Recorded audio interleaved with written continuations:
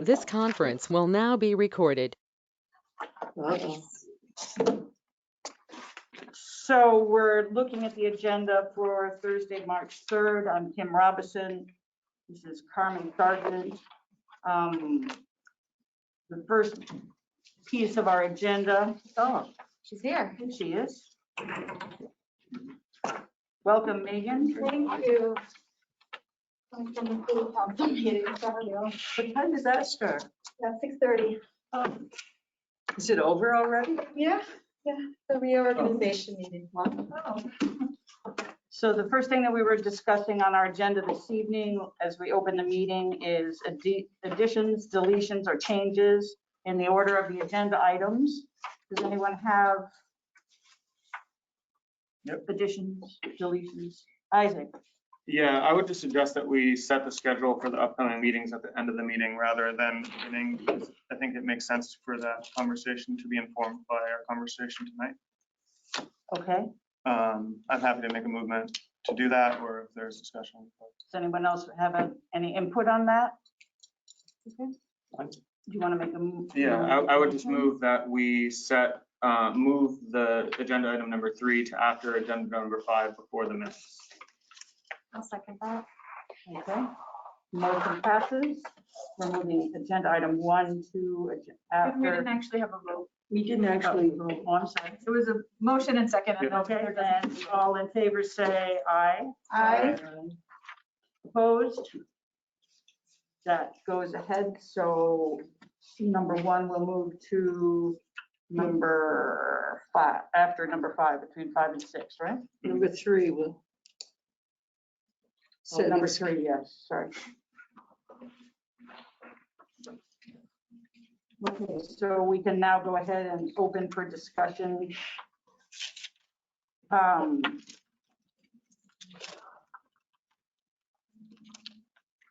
Reflecting on the public comment session from last time. Are there people that would like to? I wasn't here for that particular one. I just wanted to ask, in the handouts that we have, did that include the comments from last time's session, or was that really just people who had mailed in their comments? This, the written stuff. That's the written. The written things were only copies of emails that had been received by the planning department. The minutes would include summaries of what was said in the hearing itself.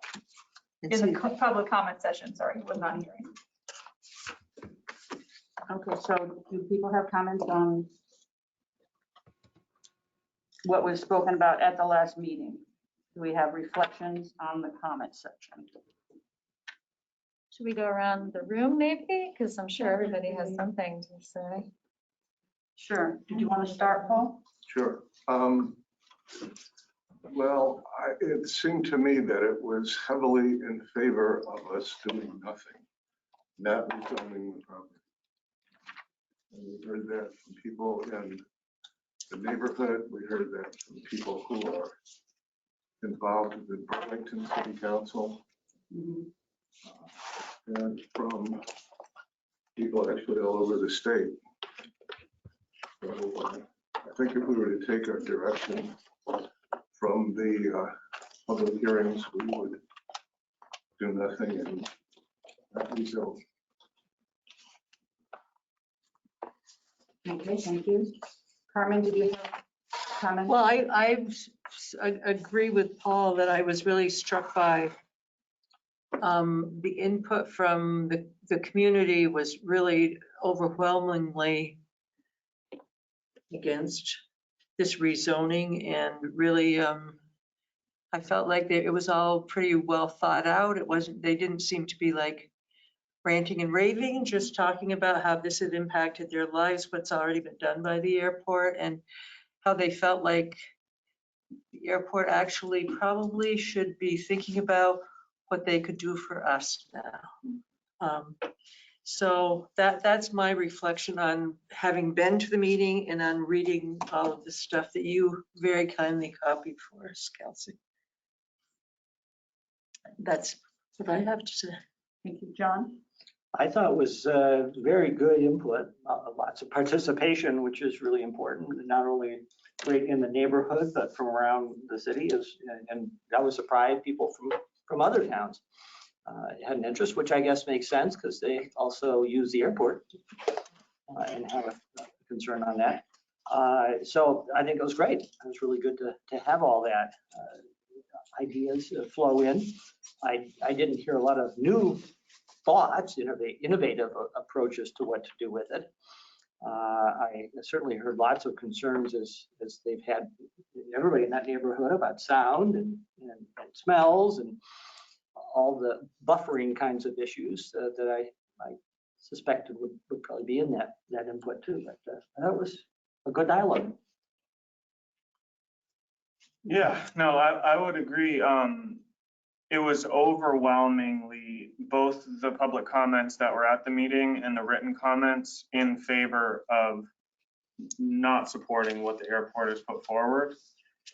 I think that there was a good turnout, which is great. I think that people were really articulate in their concerns, and I do think they went beyond noise concerns and did question some of the economic arguments that are in favor of the airport's expansion. I think it's important to recognize that what is being put forward is the airport's expansion, and that everyday people are overwhelmingly not in favor of that because it harms them. And I think that's what we heard. And so I think that it would be a heck of a thing for us to go against recommendations that are so incredibly strong. Thank you. Megan? Repeating a lot. I'll just add to what other people have said, that Ashley Adams' testimony really struck me, that the environmental impact statement done by the United States Air Force, which clearly showed that the Burlington base was going to be most harmful to the civilian population. Because that statement was made so that the US Air Force could make an informed decision. And that statement was not acted upon, shall I say, without going too deeply into it. I think we are the South Burlington government. These are our South Burlington residents. And we have to make sure that the environmental impact is foremost in our minds when making our decision. And I will, for one, say that I will not do anything that further harms these residents. I know that people did not show up in tears at the meeting, but going door to door, as you all know, I was just recently elected, and there were people in tears telling me about the pain that they feel due to those military jets. Thank you. Monica? I mean, I agree with a lot of what I'm hearing here. I had some specific notes of interest that I wanted to point out. I wrote down 18 comments from people that were here, and 5 of them either were landowners within the neighborhood or actually lived in the neighborhood. So I thought that was interesting because we had a lot of voices that weren't necessarily within the neighborhood at the live meeting. One thing that stood out to me, and it kind of dovetails on what you were just saying, but I was actually, I've heard this before, and I'm curious to know from the neighbors here. I've heard people say things like, people are moving out, it's horrendous, it's a graveyard community, drug use, this and this, and and you know, I would never send my kids to Chamberlain. I mean, I think Chamberlain is I think it's one of the best schools. It is. And Holly Royal, I mean, I'm a huge fan of Chamberlain. So I was very disheartened to hear negativity.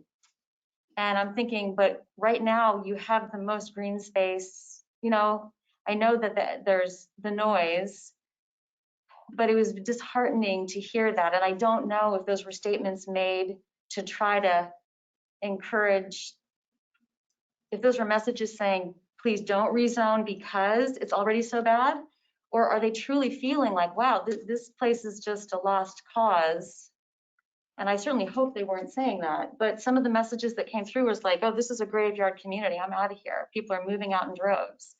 I mean, I think if a house goes on the market in this neighborhood, it's probably sold in a day. It is. So I would certainly, but I don't know. I don't live there, so I'm curious to know. But that stood out to me as a very, I wish I didn't hear that perspective from people, because I think it's a neighborhood to cherish. So that stood out to me. And there was somebody that made a comment that I thought was actually really interesting, and especially given where the world all of a sudden is today versus when we had this public meeting. I've been thinking a lot about safety. And somebody said, and I didn't see it in the written, and it wasn't here, and I don't know, but I know I didn't make this up. Somebody said, hey, we're a small community, choose. You know, you can't go all military and all commercial and save the neighborhood. You can't have all these three things. Like, and if the military's there, does it make sense to add a lot of commercial right now? And that was a week or so ago. But now here we are, and I'm thinking about the safety of our community, and we have a crazy person, many crazy people on this planet, but one particular crazy person who is threatening all of us, making our community potentially more at risk than we were 2 weeks ago.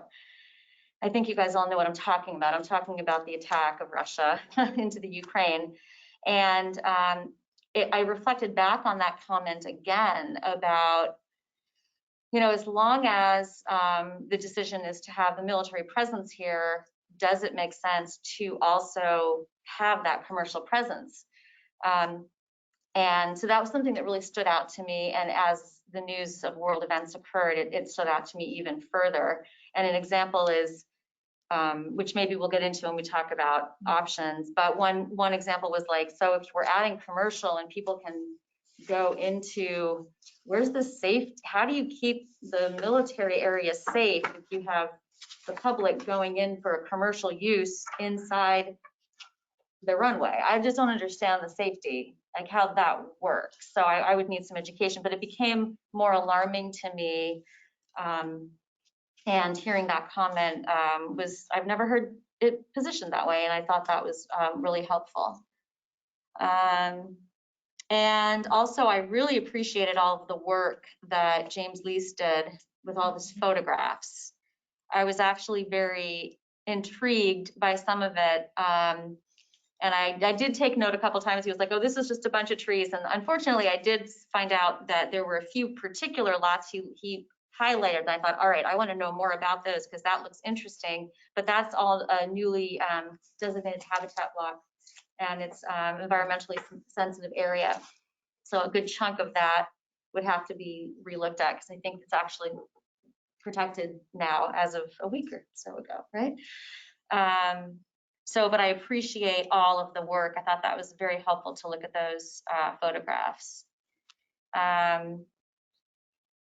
So I guess that's where I stand. So I am curious to hear, you know, from particularly the people that live in the neighborhood, your response to those kind of negative comments, you know, about the neighborhood. I hope that people within the neighborhood don't. Yeah. You know, I worked at the polls the other day, and you always get a few comments from a few people. Like, I was told, one woman said to me, I was told the other day that this is the slums of South Burlington. And I said, well, I'm sorry about that, but you know, how do you, there's not really much response.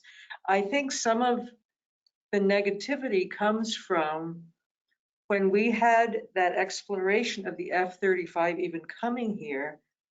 Over 80% of the people in the neighborhood that attended the meeting at Chamberlain School said they did not want that here. Right after the meeting closed, the city council voted in front of all of us to in fact invite them here.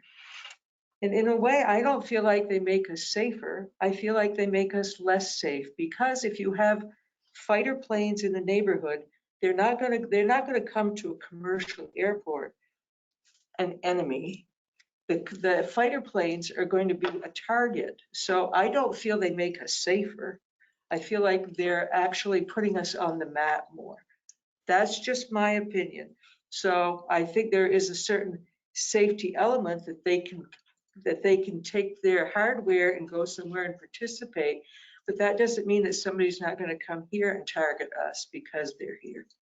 So I think there are two ways of looking at that.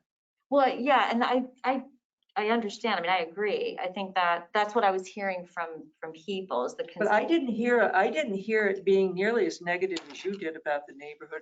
There were maybe a couple A of couple. side No, it was comments only a about it, couple. but overwhelmingly, No, I felt like they were really speaking that the neighborhood is worth saving I hope so. Yeah. and for livability and for people to have good lives here. Yeah, I hope so, because I mean, that's where it makes this work so critical, because if people were just giving up on the neighborhood. I think then that's it the history. becomes- I think that's because of the history. And I do think there is some of that. Do you, Megan? I would just jump in and say that they are looking to us to improve the quality of life. The synapse led to maybe a couple of sidewalk crossings on Williston Road that are going to be coming up. It's still not done. Airport Parkway has the bike lanes. We still don't have bike lanes on White Street. So In the there were sidewalk? lots of things that Synapse had put forward that haven't been done. And again, I go back to my door-to-door walk. There are people not far from where you live, Carmen, who just say, this neighborhood is just, 3 houses away from them, it's empty lots, right? And they said, this neighborhood has changed so much, over the past 10, 12 years since the homes came down. And In a it's good way or a bad way? a bad way, because the people don't have neighbors anymore. They don't have that community anymore. So I would say, in response to those comments, that we need to, I said to these people, what I would like to see are community gardens. Bring people here, give them a reason to come here, and for you to go outside and have a cup of coffee together, or go for a walk together, or those kinds of things that we need to enhance that, that border. It's borderland. And whoops. Yeah, go ahead, jump on in. No, Carmen. I'm sorry. I shouldn't have interrupted you. Well, I was kind of inspired by what Well, you were I saying. just think that like even small things like, I know this sounds like this like absolutely minuscule, but I put a bench on my front lawn and I said, and I painted it and my daughter wrote on it, come sit and rest. People have done that.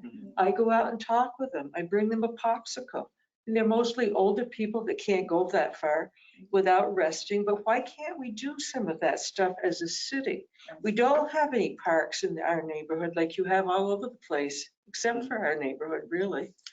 We don't have Not places in your for end of the people. neighborhood. We have JC. Well, we have that walk through the woods, but I don't think that's necessarily conducive to people being, communal. Right. Yeah, So- and that was in the Synapse plan, having a bike trail, having the benches, having, just a place for people to go, a destination.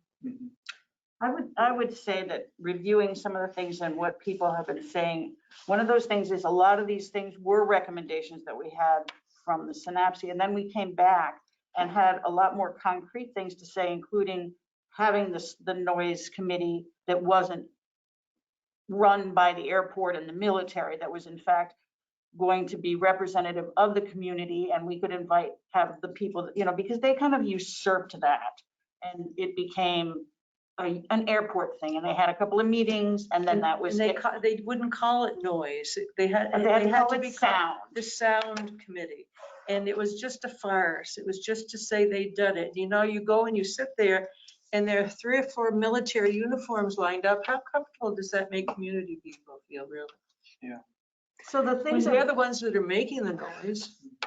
and we were discussing all these things before the jets were actually here, before the You're right. reality. Before the 35s, you mean? 18, Okay, because Yeah, they it started like 4 by 4, right? Mhm. Something. So, we had all these concepts and all these things about how to stay engaged, how to be working with the airport, which, you see in some of these comments where people are now saying it's a farce dealing with the airport. That they've lied to us, they've said they were going to do all these things, they haven't followed through on anything. They have been very ham-handed in how they have dealt with the neighborhood. So it does feel funny now to be sitting and say, it's like, why do they want to rezone this now?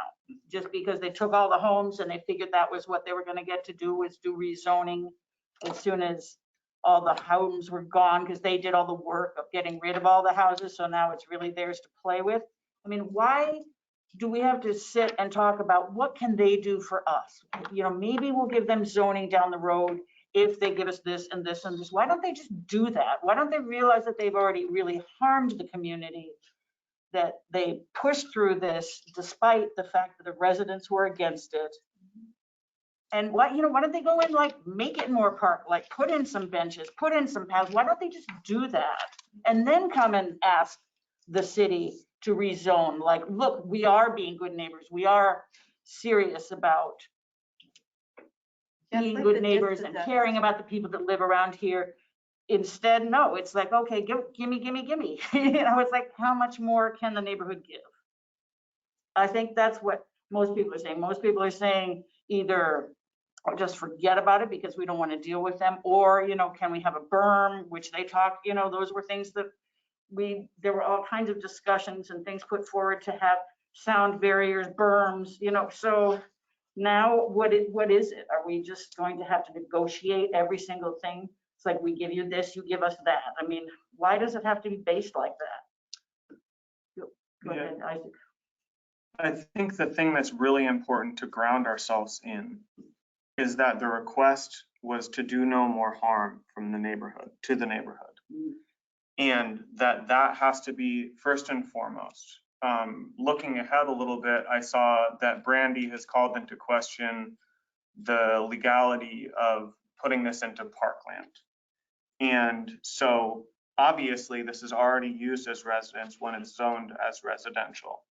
And so those benefits exist at present, and we do not need to alter zoning in order for residents to receive that benefit.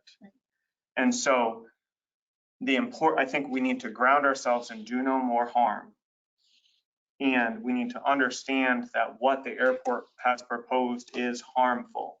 Unequivocally, it's giving up every ounce of leverage that the city of South Burlington has. And that leverage is exceptionally limited because of existing FAA regulations. And so if we were to rezone this land, I think that our options would be limited to options that are not good for the neighborhood.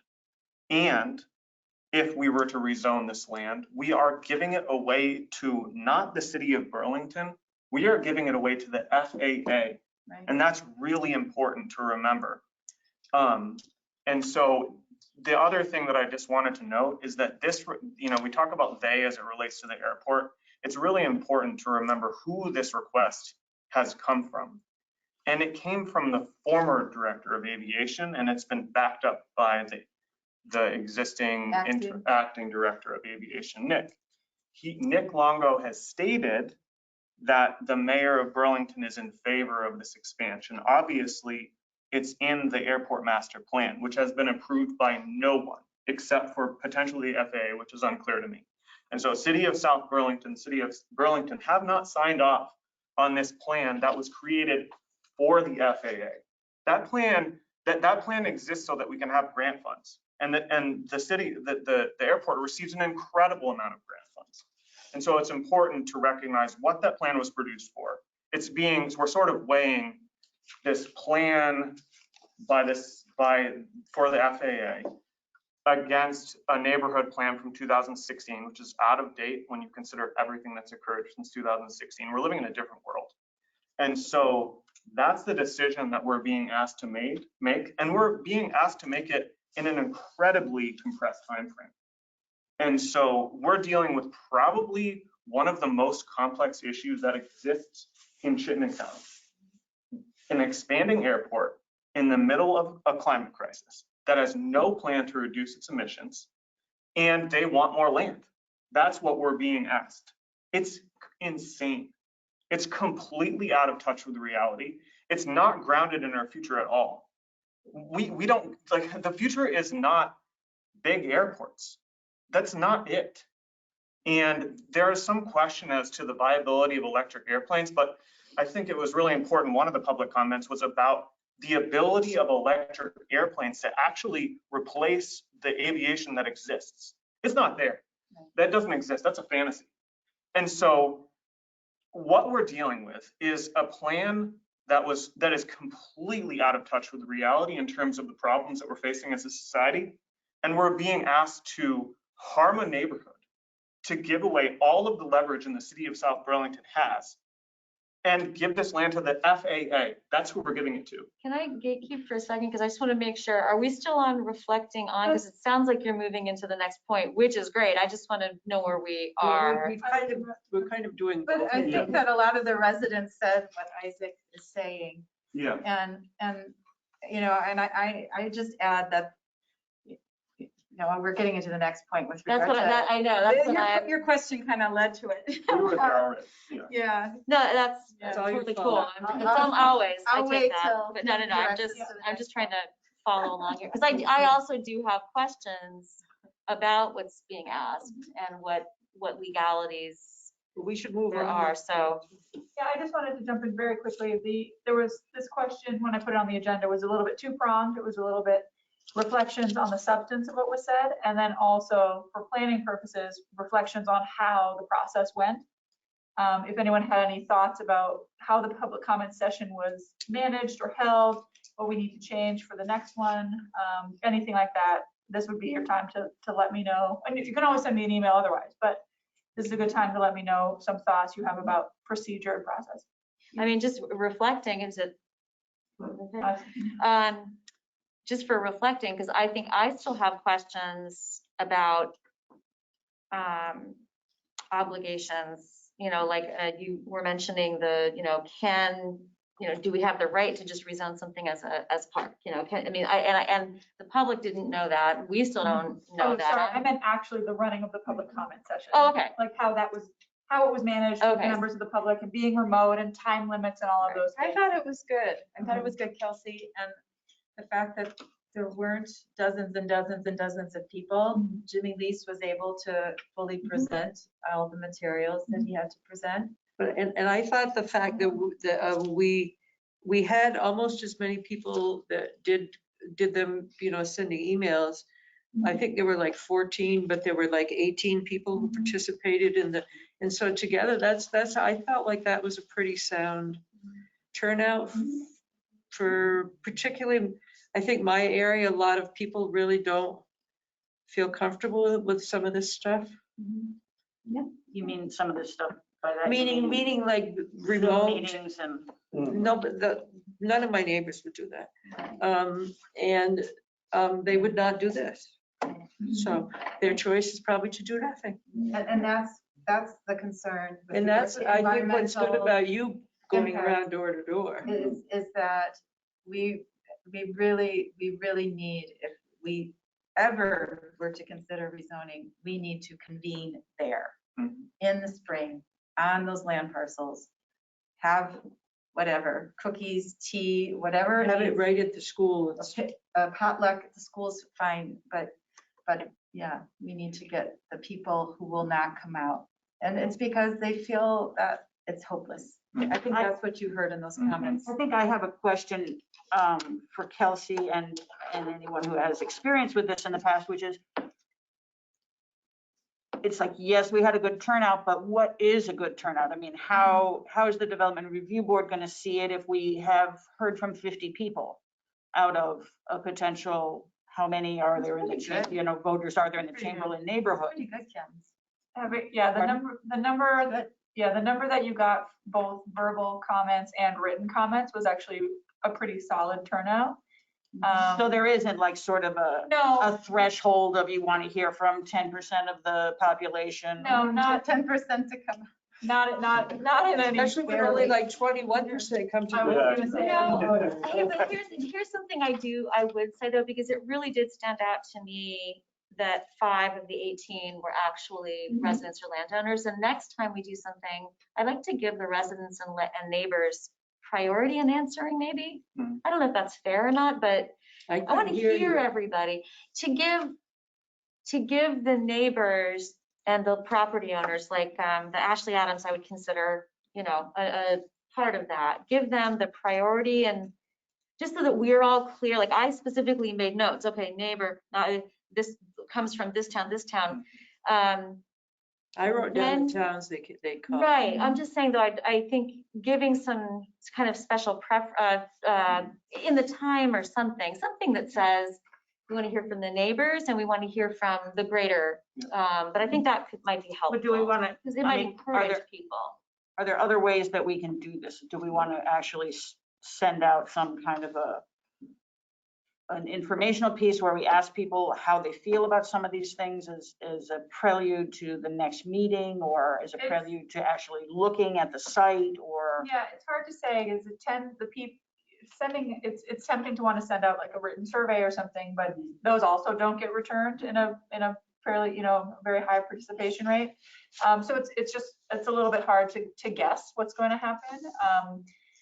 And you never know if it's a function of how strongly someone feels about something. They could be like moderately pro or against a proposal, but they don't feel strongly enough to participate. And you get more people who are more fired up kind of in either end than you do sort of sitting in the middle.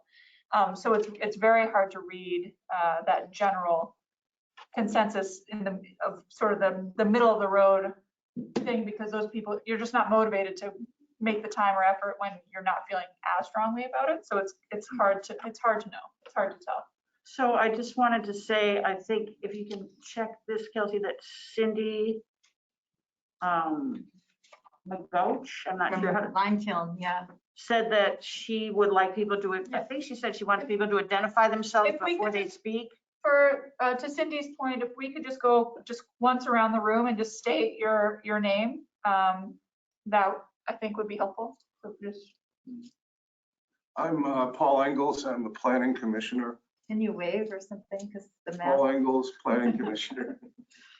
I'm Kim Robinson. I'm the co-chair. I live on Mills Avenue. I'm Carmen Sargent. I'm one of the chairs and I live on Elizabeth Street. John Burton, live at Harbor Ridge. Isaac Bissell, I live on Richard Street, Megan Emery, I'm a city or council. Lane. You don't live on Link. I thought you lived on, you shouldn't tell you where you live. No, I do. Yeah. But I moved down the street. So, yeah. Okay. I'm Megan Emery and I'm a city councilor. I live on Myers Court. I'm Monica Ostby. I'm also on the planning commission with Paul, and I live over by the Spear Meadow area. I guess I could pop in sideways here. I'm gonna go hang out behind Monica. I'm Kelsey Peterson. I'm the city planner. I'm staff and not actually part of the task force. I'm going back. But you are. So I also had a question that I wanted to ask people who were here last time, which is, wait, now I just went blank. Isaac, go ahead. Yeah, I just wanted to chime in on the previous discussion. I think the city of Burlington City Council does prioritize resident voices first, not necessarily because they're more important, but because then they can do the beginning of the meeting. And so I think that makes sense and that's fine. I think that it makes sense that residents in this community don't feel like this is something in which they're going to be heard. They had, when the F-35s were here, they came out in force and they were entirely ignored. And so that's the history of asking what this neighborhood thinks, is that it gets steamrolled and ignored. And so that's what residents have historically dealt with. And I think that's what they're expecting now. And we did hear that from a public commenter about these decisions have already effectively been made and that you're not really looking for a public comment. This is kind of futile, but here's what they have to say. And so I think it's important to remember that that's the history of this neighborhood, that it gets ignored and marginalized and is seen as an economic sacrifice zone. And so that's what we're dealing with historically. And that's, I think, driving some lower turnout. I think that among the residents of the neighborhood, overwhelmingly, people are not in support of airport expansion. I think it's really obvious, even if we're having trouble convincing them that their voices are going to be heard at this meeting. And I can say that having talked to many residents over the past 3 years.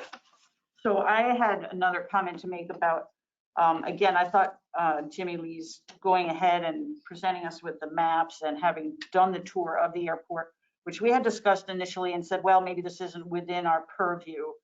But, you know, I think it was really valuable information to have, and I think it's valuable information to have in light of the fact of people making comments saying the airport lies. So, you know, do we absolutely have to say, oh, this is the only place where they could move their maintenance to and they could have this space? Because so, you know, actually having the tour, looking at these maps, analyzing it, I think, I guess I just want to have input. Do other people feel like the members of this committee should be more hands-on, getting out there, walking the space, looking at the airport, seeing what they have available? It's like, yes, we're not, you know, it's not like we can say, okay, we think you should put it over there, but it's like, if they're saying there's no viable places and there are, then it kind of turns, it makes our decision different. Yeah, I mean, I'm certainly willing to go out on the airport and walk around and talk to Nick and see what he has to say.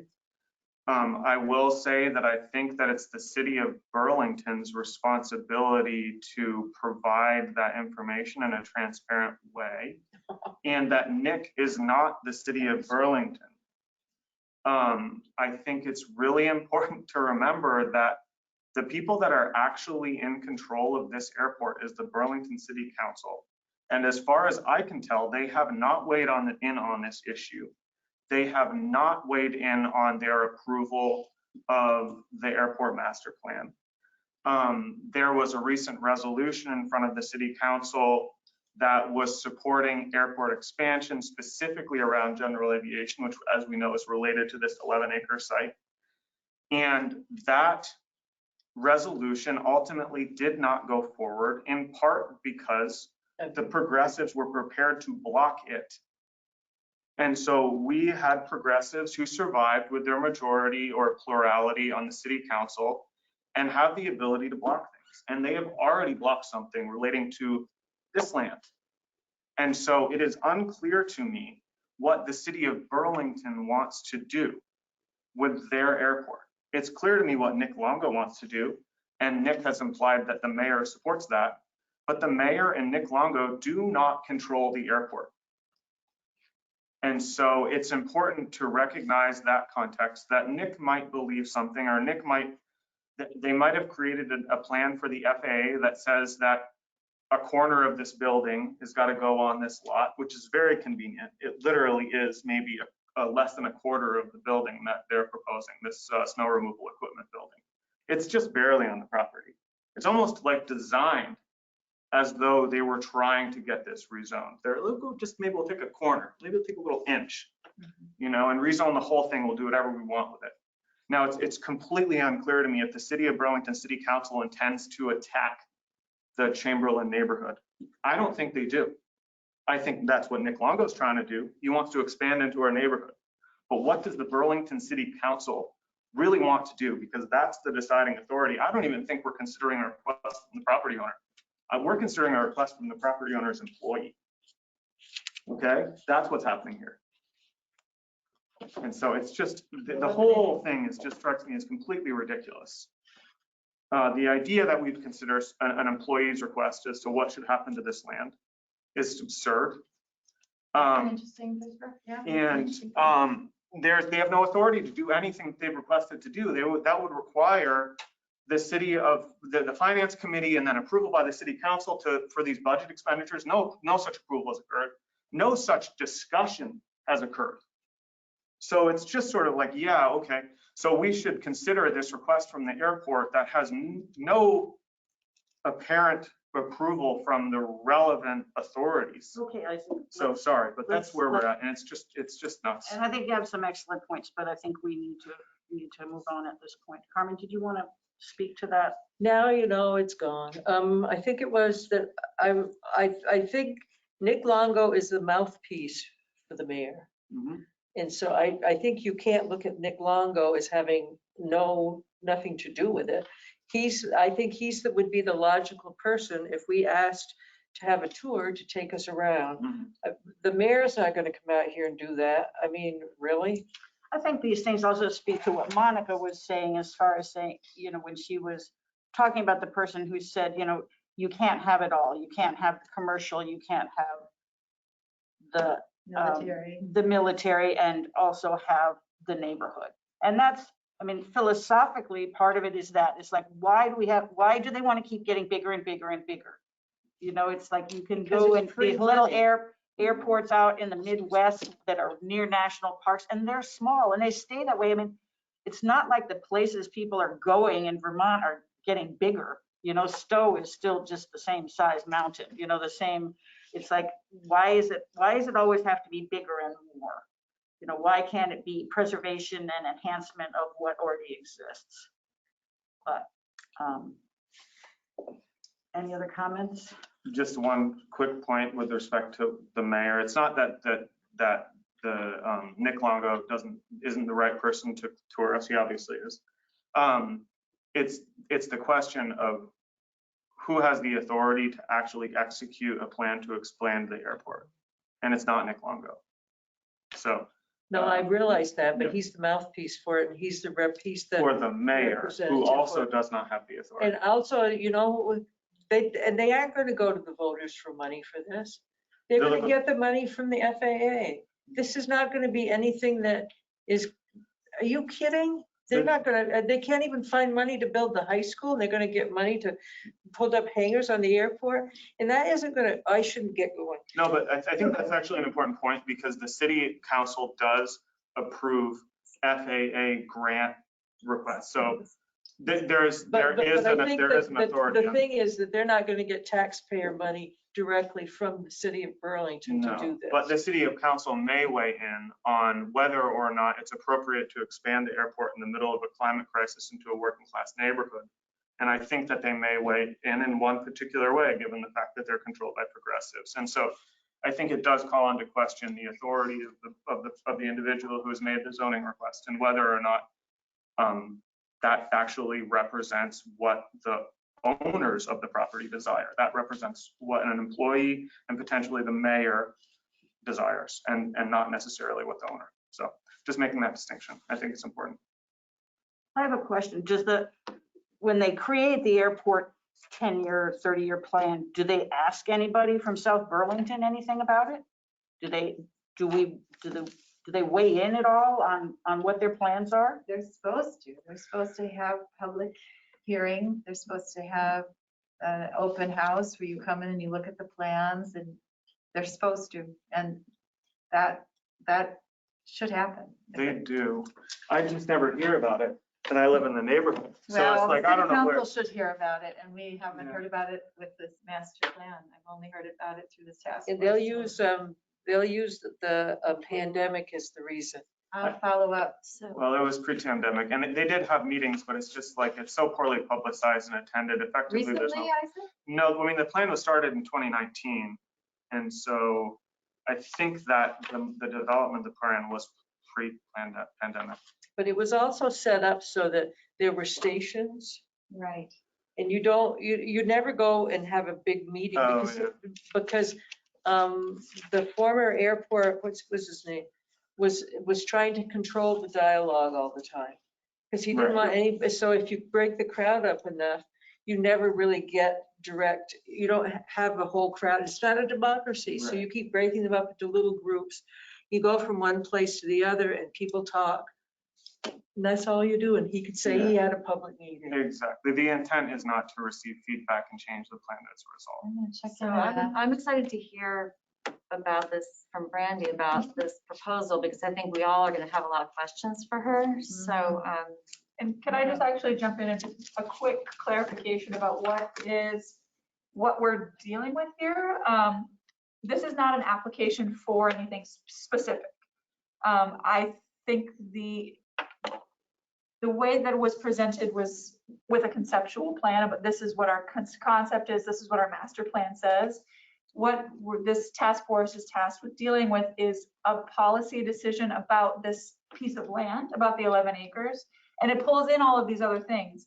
But I'm just trying to keep everyone on the same baseline, that we're not talking specifically about a snow removal building or a commercial building or a specific type of tenant or how they're accessed from the roads. This is about the zoning and the policy of what this land should be allowed to be used for. So visiting the airport site would not necessarily be helpful. Not necessarily. That would be sort of my But feedback. I think that's also, I don't think that's true. Because I think we have to feel like we're making decisions based on, is this really, I mean, is this really urgent enough so they have to move all this stuff to these 11 acres? I don't agree with you on that. Monica? So what I was gonna say in this next section, but the Planning Commission is due to start working on the new comp plan. In fact, we're gonna be talking about that in next week's meeting, just as what the procedure is gonna be. And I'm sorry, the new what plan? comprehensive plan, sorry. And this is for the city of South Burlington. That's right. The comprehensive plan is the general on that policy direction document for the city. It's rewritten or updated every 8 years. So the last one was from 2016, as Isaac pointed out. And the next one will be finished for 2024. So that's a process that we're starting now. It's a long process. It's a very long process.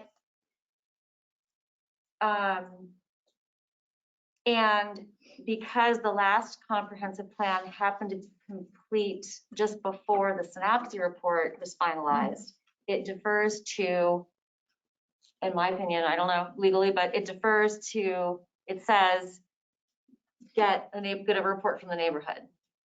And to me, that reads as direction for the comp plan. And so as of right now, the comp plan says, well, what does the neighborhood say? And then I'm looking at what the synopsis report says. And to me, if that comp plan is saying defer to that report, there seem to be some pretty clear things that the report said. Right. But the point is, we are going to be starting the comprehensive plan review process again. So today, it reads as, well, this is what it says. And then the comp plan will have to be reviewed again and discussed at that point to decide, okay, is that still what we intend? Or does something different happen? So if it's decided that the 11-acre issue may not warrant the tour, it's very possible that it makes a lot of sense for it to happen in a part 2 or something, because getting this broader perspective for the comp plan, which will be later, will be very, I think, helpful to the Planning Commission. And it can be decided if it's appropriate for now or not. But I think this is, just to be clear, I'm not saying you can't do a tour. I'm saying the focus of this group in this discussion right now, and I take what Isaac said wholeheartedly, that this is a very quick turnaround of this kind of process. And Brandy will get into some of these options, but there is an option for more or less a deferral of some of these decisions. It's, keep it zoned the way it is, because we don't know what the next comp plan is going to say, because we don't know if the FAA is going to adopt the master plan. Like, there are some other things, and that is an option. Yeah. I just wanted to make sure everybody was kind of on the same page. We're talking about the city policy for use of the 11 acres, not any specific pros and cons of what may have been presented as a concept. It is what they say they want to do, but it's not something necessarily that we're deciding about. And the other thing is, it's not all or nothing. There's also options in between where some of the public comment and some discussion we've had feels like it's a yes or no, and it's really not. There's a lot of in between, and there's a lot of options in between for other things that can be allowed, other, limitations on types of use, and Brandy will get all into this. So I'm wondering if this is a good time to transition to Brandy and have her present some of the options that she outlined in her memo and some of her discussion questions. I just wanted to say one thing, which if 2019, I did go to those, that public workshop, and I didn't see anything with regard to rezoning these 11 acres. Am I wrong in that? Is my memory incorrect? No. So if that was their public outreach, as a city councilor, I'm very concerned that something has been breached. If this is part of a plan that has already been publicly vetted. And I think planning commissioners should likewise be concerned. So I would like us to follow up on that. they are supposed to consult with our planning and zoning, not only our staff, but our public bodies with regard to their plans. That's what we did in 2017. I wrote that resolution, and that's how we got the sound committee. Maybe they and the- get around it by their commission. I don't know. So is that something that you can investigate, Kelsey, to find out? Thank you. Okay. So I think we can go ahead and, I had one other thing I wanted to say, which is, having touched on CNAPC and the Sound Commission and a lot of these other things, I think Megan has brought up several times that through the city council, we could potentially have another body, deliberative body that would go ahead and be touching on all these different things that affect the neighborhood, as opposed to just saying, okay, we have the sound and we're looking at zoning, but that in fact, it's something that the city council, I'm sure would need help to keep it in the forefront. And I don't think that what's happening in the Chamberlain neighborhood is ever going to just go away and be fine. And if we don't have people who are vigilant and staying in touch with the neighborhood and talking and coming up with proposals and ideas to help make things better, it's not really going to happen. So I think regardless of what this body Exactly. decides, So we have this to is have a part- potluck at Chamberlain School and have those people there as the comprehensive plan is being reviewed and revised. right. But And some of almost those, like Kim was saying, have a standing committee right. for this, just like the planning and zoning, something that is dealing with these issues that are created by the airport ongoing. I think it's a great idea. We were that was supposed to sort of be an outgrowth of what we did, but 18 months. it didn't happen. So, I mean, I will share with you that there is some concern with regard to the number of committees we have. And so I know that we're going to be discussing that. I don't know when, but I know that it is a staff concern too. And I will definitely bring this up as part of that discussion. So it will be it will not just be on hold, it will be involved in that discussion, is what I want to say. so now we are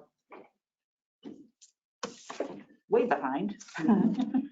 And I think we're ready to discuss with Brandy. Are you still there, Brandy? I am here, yes. So would you like to take it away? Okay, so I've been trying to adapt in my brain how to proceed forward because we obviously don't have the time left this evening to go through this in the way I was going to go through it. So what I was hoping to get through and to get a sense of from you tonight is that the next phase of work would be to consider regulatory language that you could propose that would address the issues and concerns that you've identified. My sense in listening to you is that most of you are not considering that a zoning change should be advanced, in which case we may need to reshape this into your basis for saying why a zoning change should not be advanced. So I think maybe the best thing to do is to give you an opportunity now to ask me any clarifying questions from the memo that you've got in front of you, and then we can see where we are. I have questions. Okay, Kim. Isaac? Yeah, I mean, the thing that jumped out to me is the economically viable use as it relates to, having a public park or something of that nature and the limitations. Obviously we'd have a bunch of public comments that were relating to public park, and it sounds like, based on what I've read, that might not be viable immediately because of the FAA noise. And So I thought maybe a little clarification on that point and what limitations we have and all that might be helpful. Okay, so there are two elements at play with that issue. One of them is a general zoning issue that applies everywhere, and one is specific to FAA regulations in the airport. So I'd like to start with the general question of that relates back to this economically viable use. And if you were to advance forward with a recommendation that there be no change to the zoning or that the land be zoned as perhaps I think one of you somewhat suggested as parkland, I think you would need to be conferring with city council at that point, and ensuring that that is something you can actually go forward with. It's not a simple yes, no, a black-white answer. It's a fairly complex one that you might not know the true answer to until after a lot of time in court and money spent on lawyers. I can tell you what has happened in other communities. You can look at other case law. You can see what the principles are of the question at hand. But what it would, I think in this instance, what it would really come down to, and this is a particular bit of extra legal information that you probably don't need, but it would come down to what's called the question of the denominator, whether a court looking at this question of whether you have zoned the land to take away all economic value would consider the entire airport's land holdings as the denominator in the question. So if you think of, have you reduced what percentage of economic use is left? If the entire airport parcel is, all of their land is the denominator, then obviously not allowing them to develop this 11 acres or 8 acres, which is the part they actually own, is not a problem. If the denominator is the 8 acres, the small piece, and you have not zoned any use that's allowable or possible on that land, now you have a problem. And so knowing what the denominator is going to be is not a clear-cut answer. It's really, you can find court cases that go one way and court cases that have gone another way. And it's, this is something where you would need to go based on whatever the advice of your city attorney is. So that's the economic use question. The other side of that, did you want to follow up on that, Isaac? Randy, can we make comments on that, please? Mm-hmm. Okay, sure. Megan. Randy, if we were to just leave it R4, Yeah. Mm-hmm. right, where we don't change anything, right? So we don't subtract, add, we just keep it the way that they purchased it at. Is there any, I know that you're trying to read case law to figure out the answer, and you might not have an answer because of the, variety of cases. The economically viable use in the R4 district is residential, is houses. And those are not possible on the land because of the FAA regulations. So one reading would be to say that if you leave it zoned where the only actual viable use is housing, and housing is not permitted by another regulatory entity or for other legal reasons on this property, then there isn't an economically viable use available to the property owner. So that's that line of argument. Okay, I have a comment on that. Isaac. So I think that's really interesting. On economic viability, I think it's important to note that these parcels were acquired as R4, and I don't see why you would acquire them if there wasn't an economic viability to just getting rid of the residences. So that helped the airport. There is economic viability to not having residences there. And so I think that's an argument. I think it's also important to remember that what we're theorizing here is whether or not the city of Burlington will sue the city of South Burlington because the city of South Burlington tried to protect its residences. And so the idea that that is something that's politically feasible strikes me as far-fetched. They've done it before. They have, Oh, they've they sued sued us twice. over the airport? Yes, Holy cow. Taxes. Well, Their taxes, right? yes. yeah, I mean, I would like to think that, man, I mean, that's brutal. They didn't want to pay the taxes, so Yeah, they had them, there was a big yeah, court battle and they got their taxes reduced fairly significantly, yeah. right? Well, I mean, if the airport, if the city of Burlington is that committed to the assault in this neighborhood, then that's incredible. But I don't see that as being likely. Well, Yeah, there was a court case where we did complete valuation of all the properties on airports. And it became clear to us that it really wasn't an airport, it was an industrial park. And that would be the way we should think about it, and that's what we should do. The airport owns all kinds of property around here. So, yeah, that was South Burlington versus Burlington.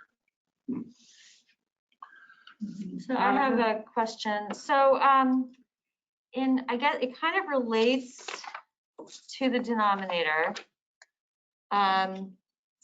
In thinking about, we just did all of this work with our conservation PUDs, which I'm not sure if you're familiar with those, Randy. I know they exist elsewhere.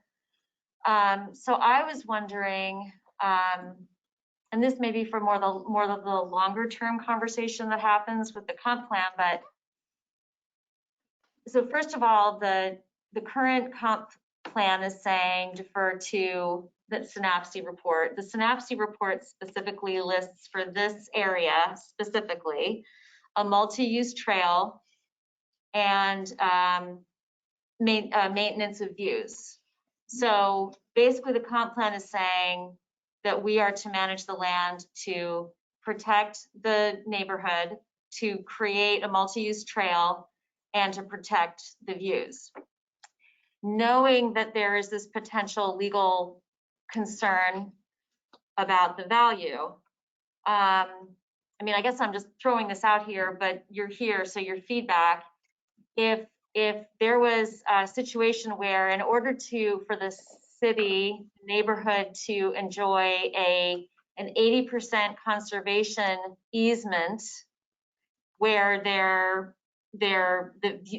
certain view sheds are absolutely clear and they can have their multi-use trail, would something like that even be feasible? However, the other concern for that is that I don't know how it would be possible to enable any of that land to be used for anything airport and only be accessed from the airport side.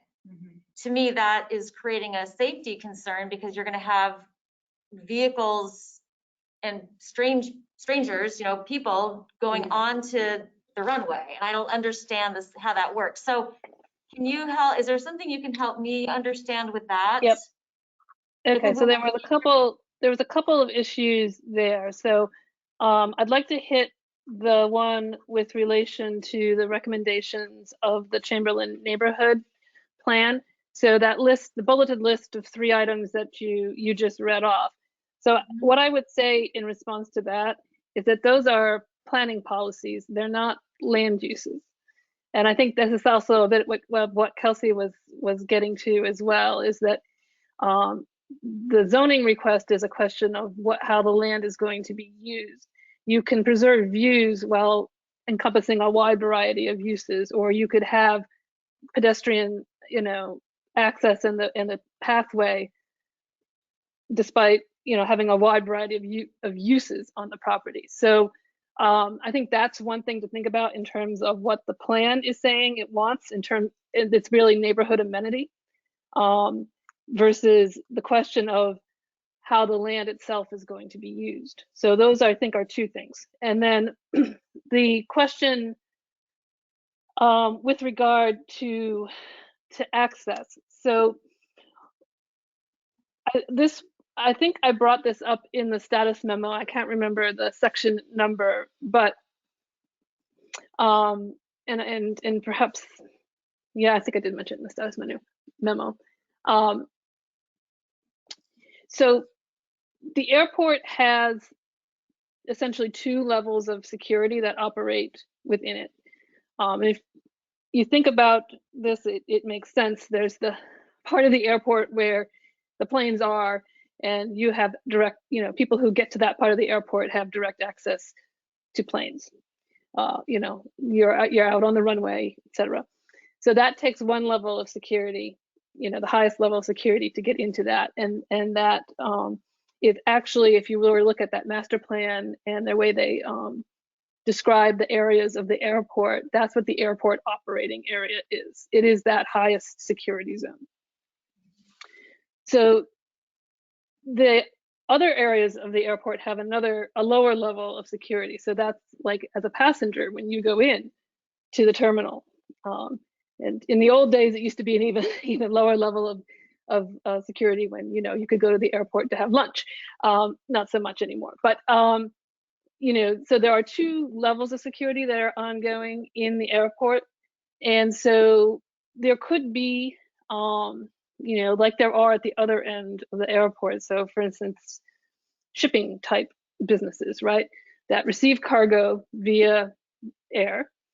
They have a facility that receives and then sends that material out by truck. They have employees. Those employees have security clearance to be within the airport area, etc.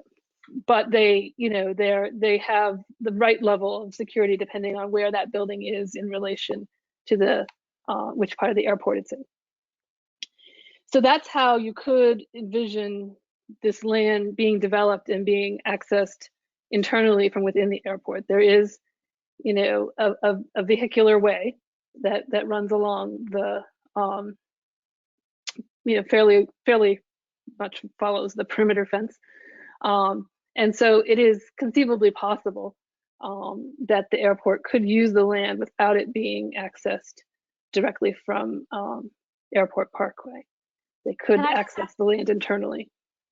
Let me just follow up. Did you say that the land on the other side of this 11 acres is the highest level of security right there?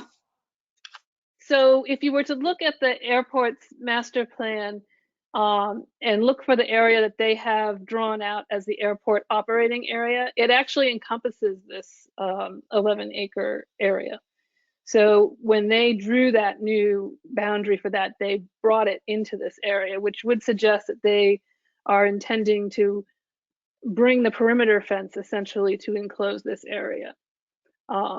If they were going to actually make that plan operational, my understanding is that that's what they would essentially need to do, is to secure that perimeter so that it would be the equivalent of the area where the runway is.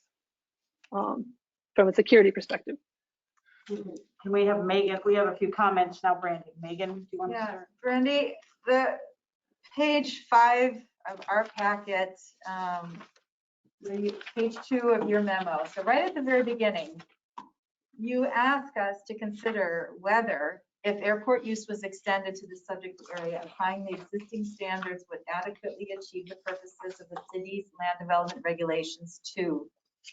And for me, that second point, promote the health, safety, and general welfare of the community, that to me is the big block, the big obstacle. And I truly am concerned that the environmental impact of the existing conditions went well beyond what is acceptable, even according to our US Air Force. And I know that went to trial several times, got nowhere, because the federal government trumps local authority. However, our land use regulations here are in existence to protect the general welfare of our citizens. So if the US Air Force failed us, I feel like the buck stops here. Our land use regulations should protect those residents from further harm.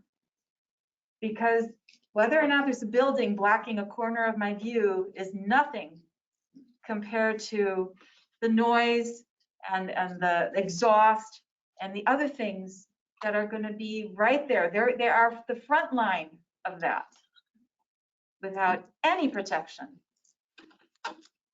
And already it is beyond where it should be.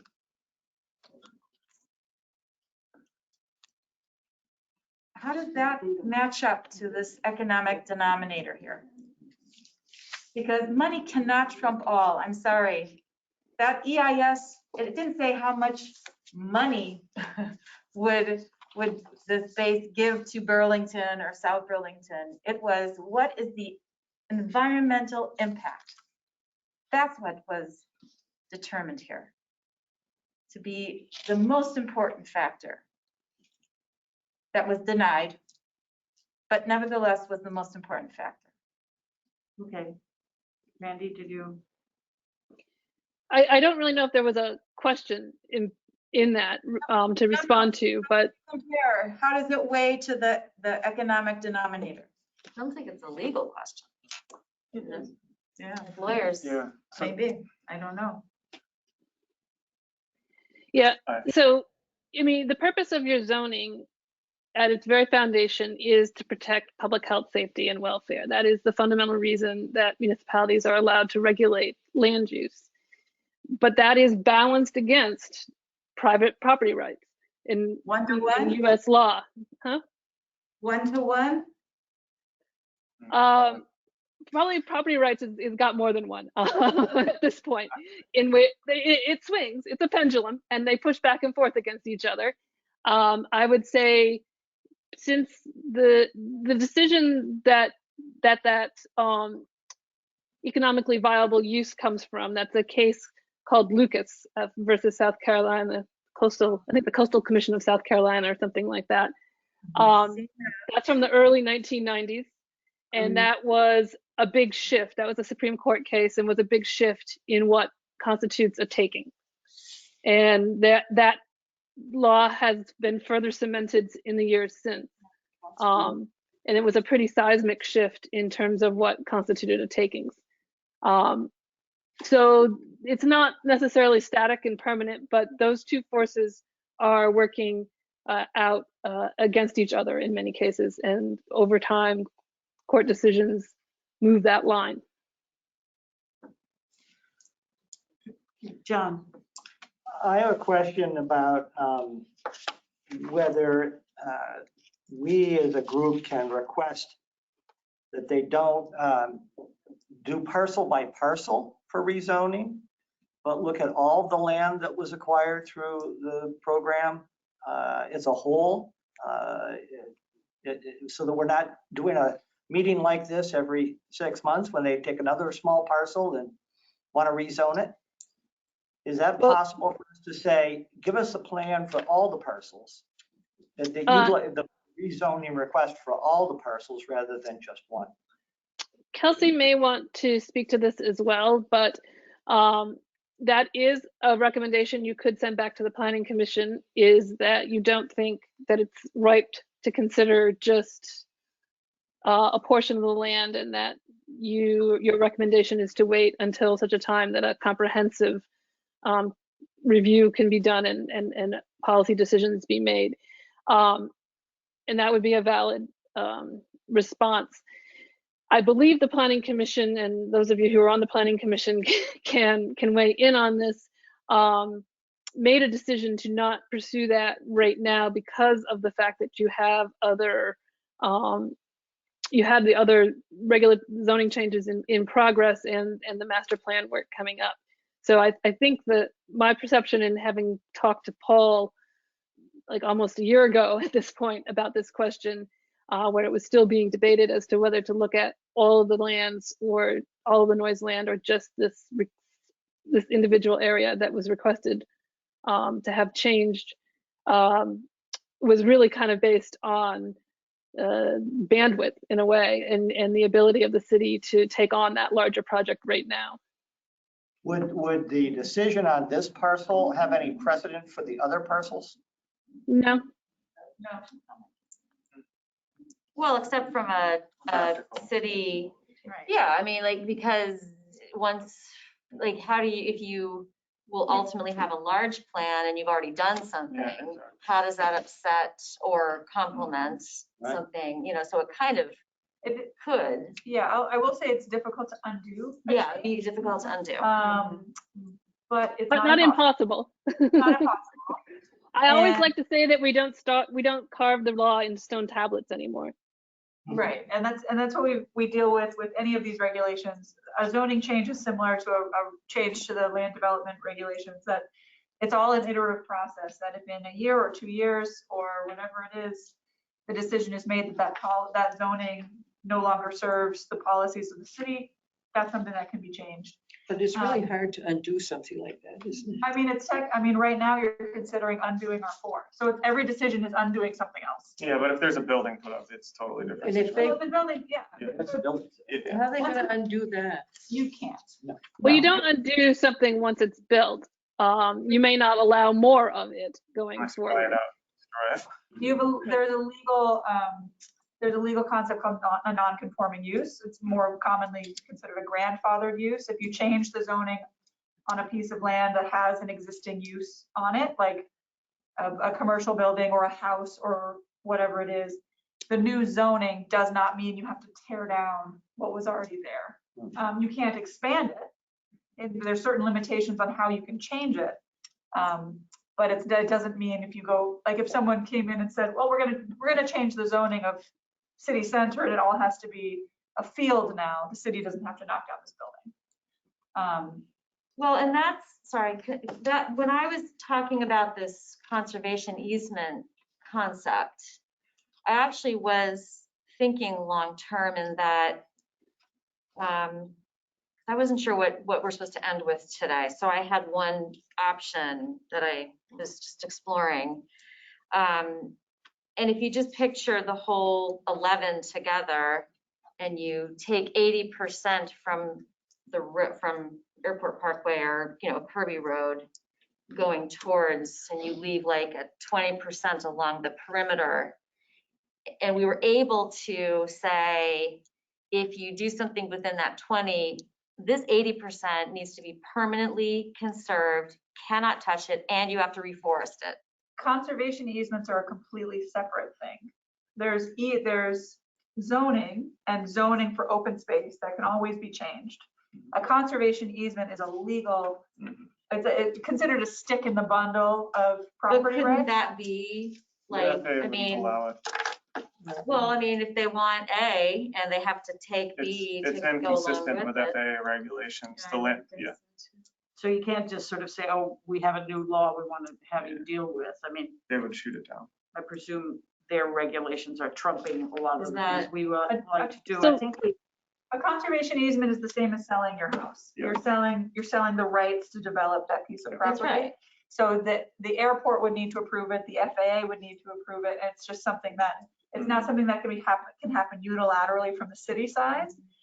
It would require extensive negotiations, and Isaac is correct that the state of the FAA noise mitigation regulations would make that extremely unlikely. I'm not going to say it's impossible, but it would be extremely unlikely. There can be variances as far as I understand. But So I would like to respond back, because I hadn't gotten back to the other point that you had raised there. I think you could achieve some of what you sketched out there as an approach, that you want to say have amount of green space and buffer along Airport Parkway. You could achieve that through zoning regulations. It might not be the conservation easement that you were envisioning, but I think you could get to that kind of an approach.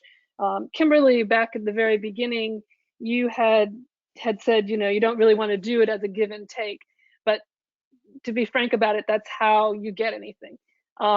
Otherwise, if there is no development, there's also very unlikely to be any amenity created for the neighborhood. They do kind of go hand in hand. The only time that the city has any leverage over the property owner, the airport, or any other property owner to make improvements and improve the amenity of their property for the community is when they are requesting an approval for a development, a development approval or a permit. So that is your moment of leverage and negotiation. And that's really how you get the outcomes that you want. So if we decide to table this at this point and say, we're not ready, we're definitely not going to approve a zoning change here, can that stay R4 forever?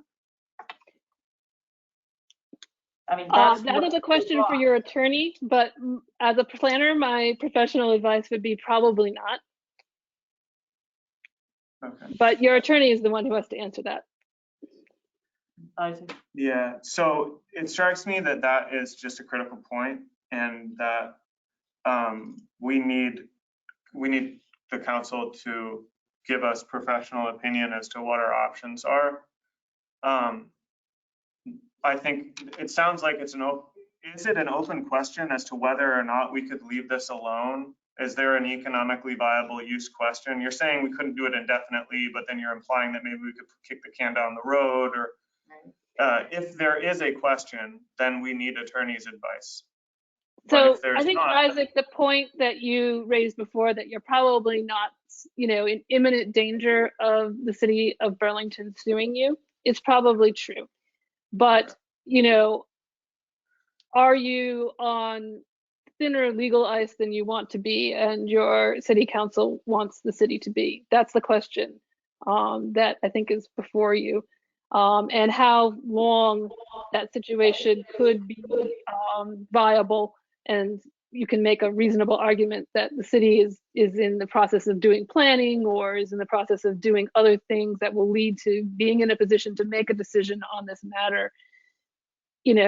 How long you could stretch that out, I think, and sort of with the straight face test of, yes, we are trying to get into a position to resolve this policy question, it's questionable. It's not forever. Well, Feels like we're being bullied. right. I mean, so if we're getting to the point where it's like, well, we have to change the zoning because otherwise, gee, they're going to just keep after us until they get their way. I mean, that's kind of what you're saying, right? It's like, how about we can, as opposed to sitting and saying, well, our comprehensive plan isn't done and this isn't done, and then the airport's plan isn't done, so we're not going to decide. So that really is just saying, like, okay, don't ask us to do this.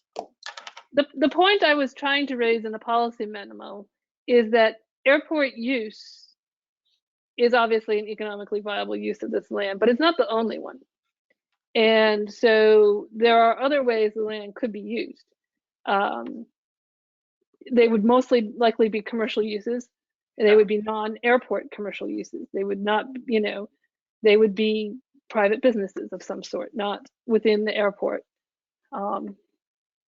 That if that's allowed, that's clearly an economically viable use. You're in absolutely no danger of this question of, have you taken anything? Now, you'd have to decide as a city that you want to allow for that kind of land use in this area, as that's the one of the choices that's in front of you. But it's not a airport use or nothing choice. There are other options. But they're all commercial options. They're commercial. Residential is not an option. So they're all commercial options.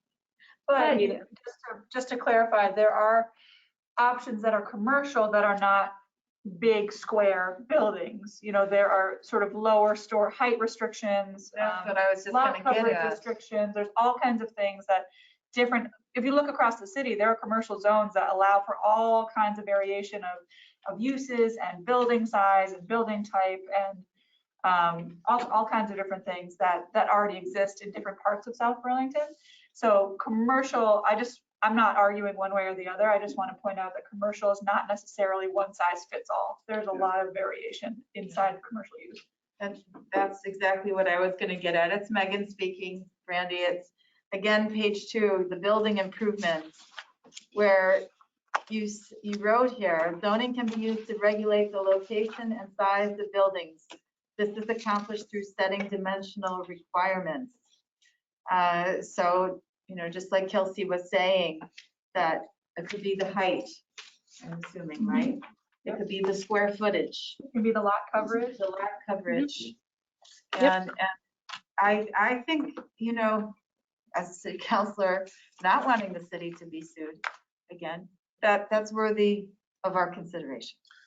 That's where what? Worthy of our consideration. You know, for Not necessarily example, by April, you could, but you could specify that. after the planning commission. Yeah, you could specify that it's bermed up and the ground, and the building is sunk into the ground so that hardly anything is visible as a building, and it's for storage only or whatever. Yeah, I mean, there's a variety of ways one can fashion the design There's room for requirements creativity. there. Paul, I would hope beautiful creativity that would enhance. We should call on Paul and then me. We can wait until there's a new mayor of Burlington who would draw Yeah. the request for Yeah. for a zoning change, and I think that's quite possible. And as Isaac said, the new election in Burlington has produced a split council with 6 progressives and 6 other people. And so, as Isaac said, anything and everything that's proposed by the city can be rejected on a 6-6 vote. So, you know, there's plenty of time for us to say, you know, we don't want to do this, and plenty of time for the city of Burlington to react and say, yeah, you're right, we withdraw the request. That sounds good. I like that. I would say it's likely to happen. Yeah. So can I just go back though, because everyone jumped on this whole conservation thing, but let me just ask again, why couldn't a conservation PUD that we just approved in other parts of the city, Right. why couldn't that be used here, but then make the buildable part, the, you know, restricted business? Why couldn't we then have a model that then says, sure, this is what you can do. You can do a conservation PUD where, you know, you can build on 10% of it and 90% has to be permanently conserved, because then that 10% you're going to make your enough to be economically.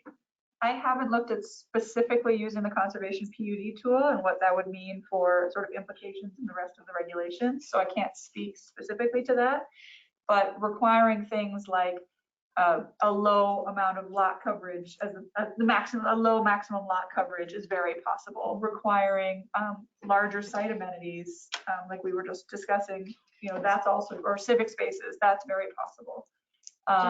Would Brandy have a perspective on that? You're familiar with the conservation PUDs that we just? Yeah, I'm familiar with them.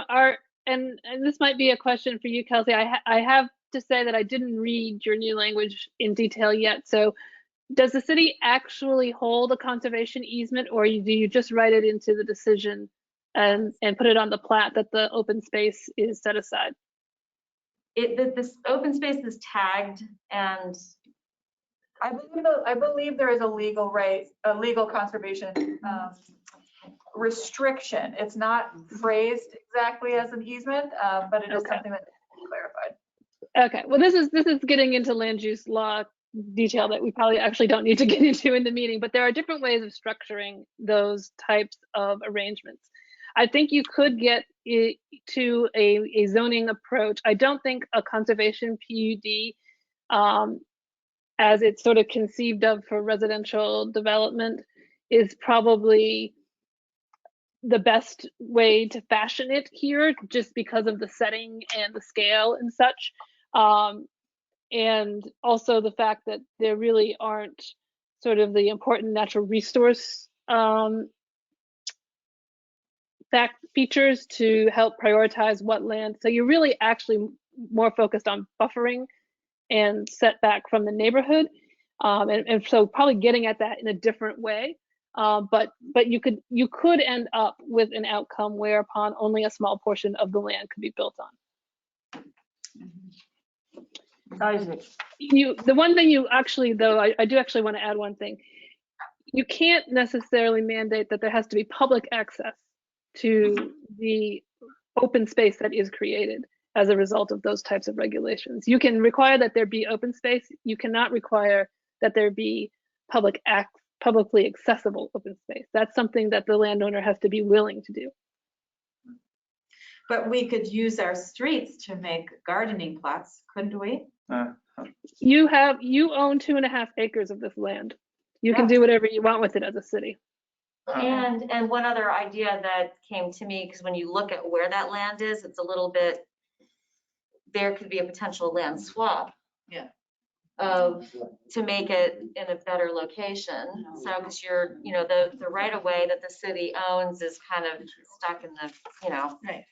so you could suggest a land swap, and I believe that this is, about 2 acres. The land swap So- would be tied by the FAA. The They- FAA regulations. Yeah, the FAA would have to approve it, but they could approve it. So that is within the rules that they can do. So that is one thing that potentially could be on the table for the city going forward. But that would be a city council matter. Yeah, so I just wanted to there's a couple points that I think are really important, which is, Brandy, you had said that this can be a negotiation with the property owner, and it's one point of leverage in order to get amenities for the property. And I think it's important to know that if we were to say no outright to all of this proposal, that's not the end of the road. That's the beginning of the negotiation with the city of Burlington. So we're saying no, essentially. You did not provide us with evidence or whatever that we feel that the zoning change is appropriate. Others have noted that this would be a foothold into the neighborhood and could have implications for changes across these acreage that was acquired via sound mitigation. And so, given the complexity of this situation, the idea that we would, in a matter of weeks, formulate a plan for how we are going to have some partial rezoning and land swap, and it's this. I just want to highlight, this situation is got to be the most complicated economic community development related situation in Chittenden County, just because you're dealing with the FAA and the city of Burlington, the city of South Burlington, residential community.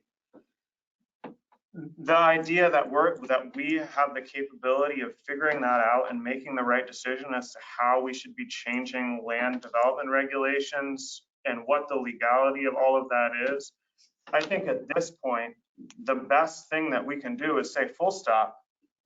We need to renegotiate with the city of Burlington. We've got at this point a request from a city's employee and an assurance that there's support from a mayor who also has no authority to make this change.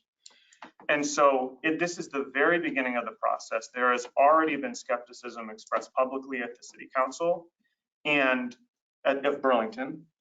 And so the idea that we would try to rapidly figure out a very highly complex change to zoning in this neighborhood just seems, it just doesn't strike me as a very good way to go about things, given the complexity. I mean, the neighborhood plan, you spent how long on? A year and 18 months. 18 months. It was longer than, yeah. And then we're like, okay, a few weeks, let's figure out how to rezone 11 acres for an airport expansion.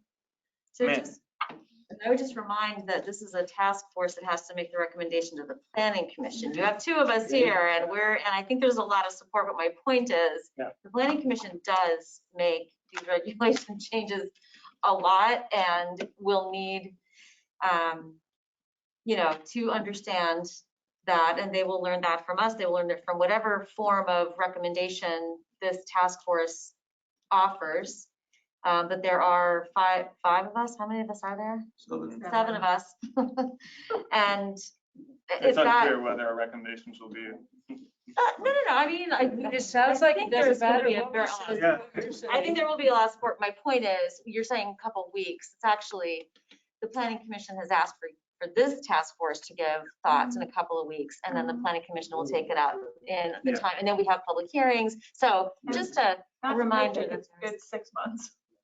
Well, but I mean, we've had an on-ramp. I mean, this is the first substantive conversation about the past boards that we've had. And so, yes, I agree that the planning commission has given the neighbors of this community a matter of weeks to weigh in, and that's our opportunity to provide input to the real decision-making body.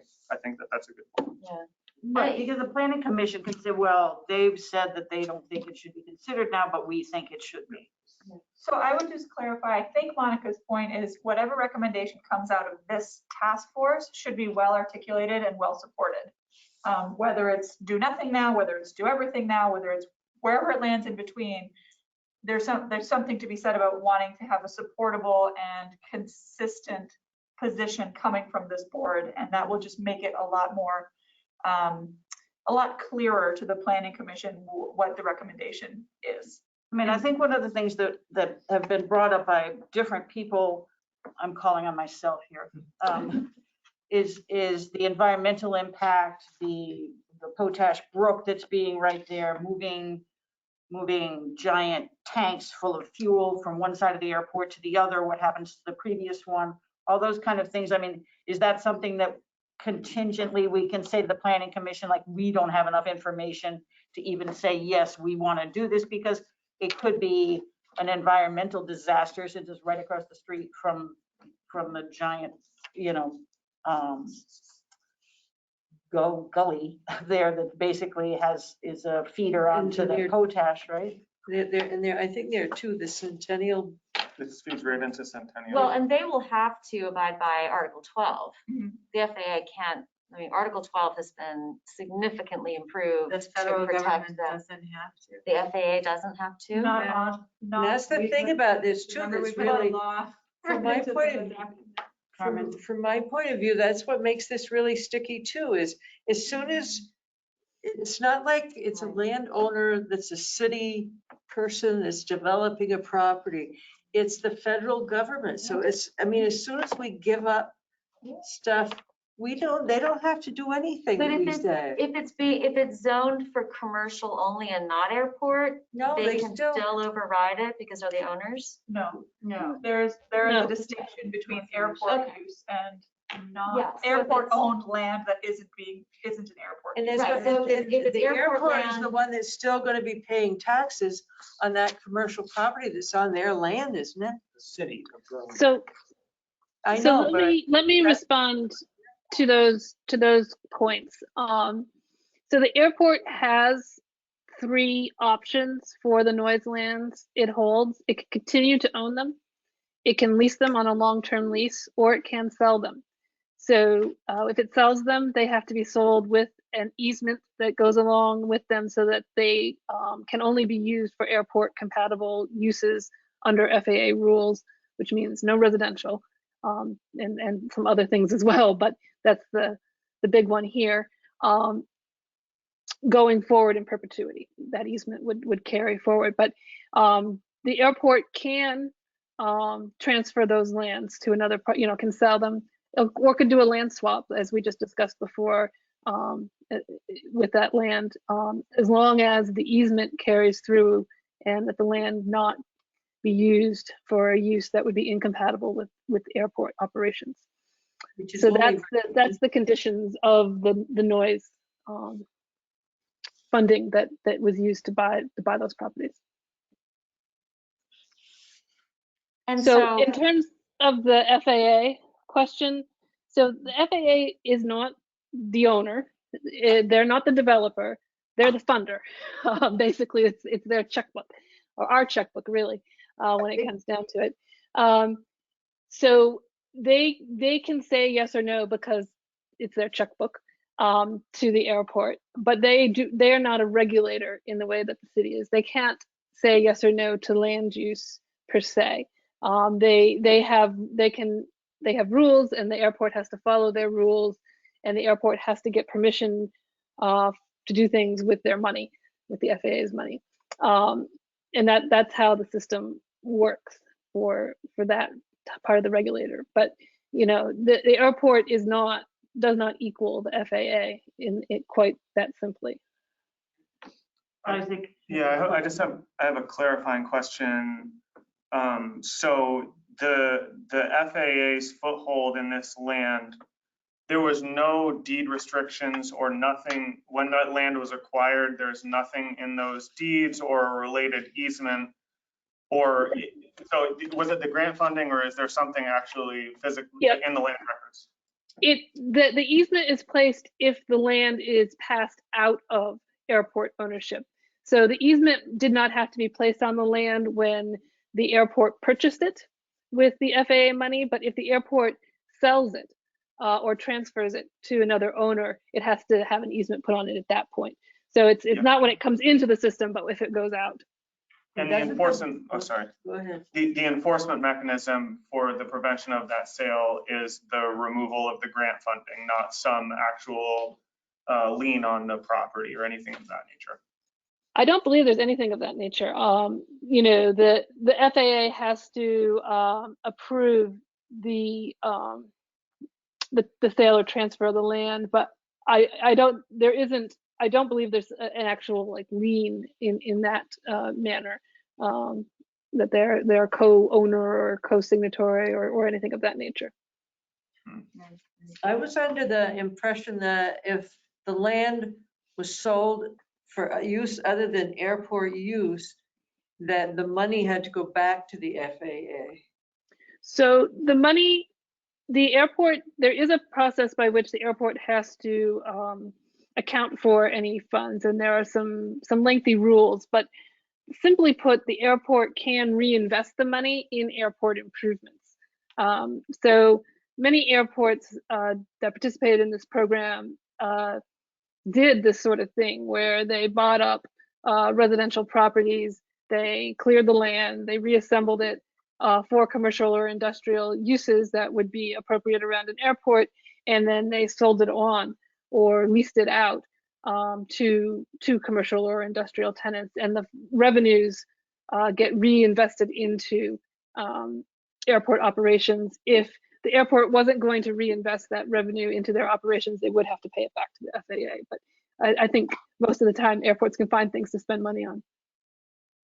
Interesting. Well, that's interesting, Brandy. Okay, then, so the Kirby cottages that were rebought, those, the sales price went back That to money the is airport. supposed to have gone back to the, Airport, not to the FAA.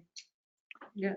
It depends on how what the airport determined to do, but the airport had a means by which they could use that money for airport improvements, and I would assume they did or will. Okay. I don't know that for sure. How do you define airport improvements? Airport compatible. Airport improvements are essentially the term that they're using within their airport master plan. So if you look at the airport's master plan and the list of recommended improvements that they want to make, whether that's you know, improvements to the terminal building, or you know, additional hangar space, or you know, reworking of runways, or improved stormwater management, any of that kind of stuff would be an airport improvement.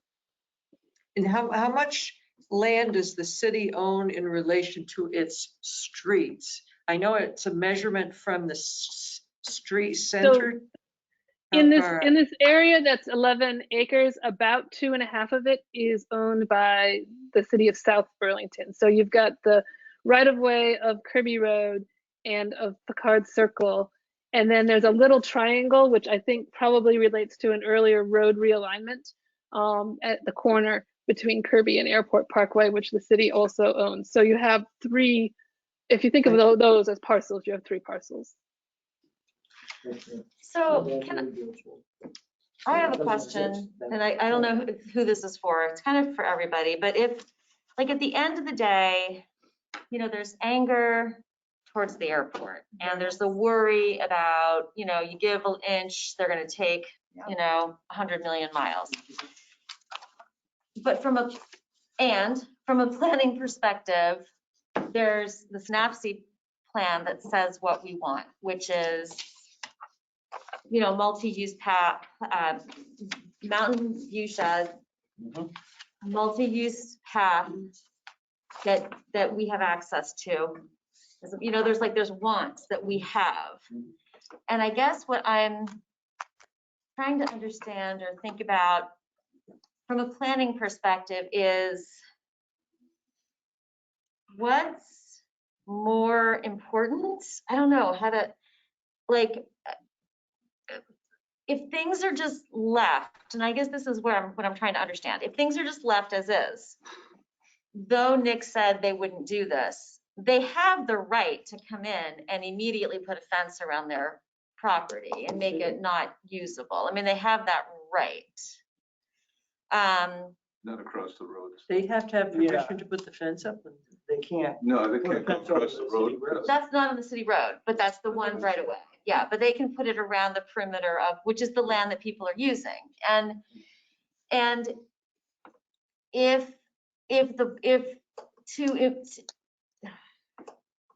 it wasn't an airport, okay, let's just say it wasn't an airport that owned this, right? But why entertain that? It is. It's an airport. Okay, fine. It's an industrial park. Okay, I'm Yeah, right. yeah. What I'm trying to say is there's an 18-month study that said what you want. How can we get that, right? What can we do to get what Synapse asked for? You could leave it looking exactly as it does right now. If you're required, they go down with any building. Or, I mean, look. So there's nothing changed. Well, on the but we surface. want to make sure that we have public access. We want to have a multi-use, is this still what everybody wants? You want a multi-use, there's pictures of it, I mean, in your plan. You want your multi-use multi-use trail surrounded by greenery and, I mean, whatever. And the trees can be a buffer. It was a dog park. I don't know why it can't be a dog park anymore, except for the noise. I mean, there's like, what do we? It was, the land was impervious, and so the dogs couldn't be pooping on it. Because So, it ran into the you know, road. so, I mean, I think these are the kind of questions that the planning commission is going to have, because the planning commission, quite frankly, isn't necessarily going to be carrying the upset that the neighborhood carries. That's the reality. I think it's fair to say. The planning commission is going to want to look at this and say, obviously, what does the community want?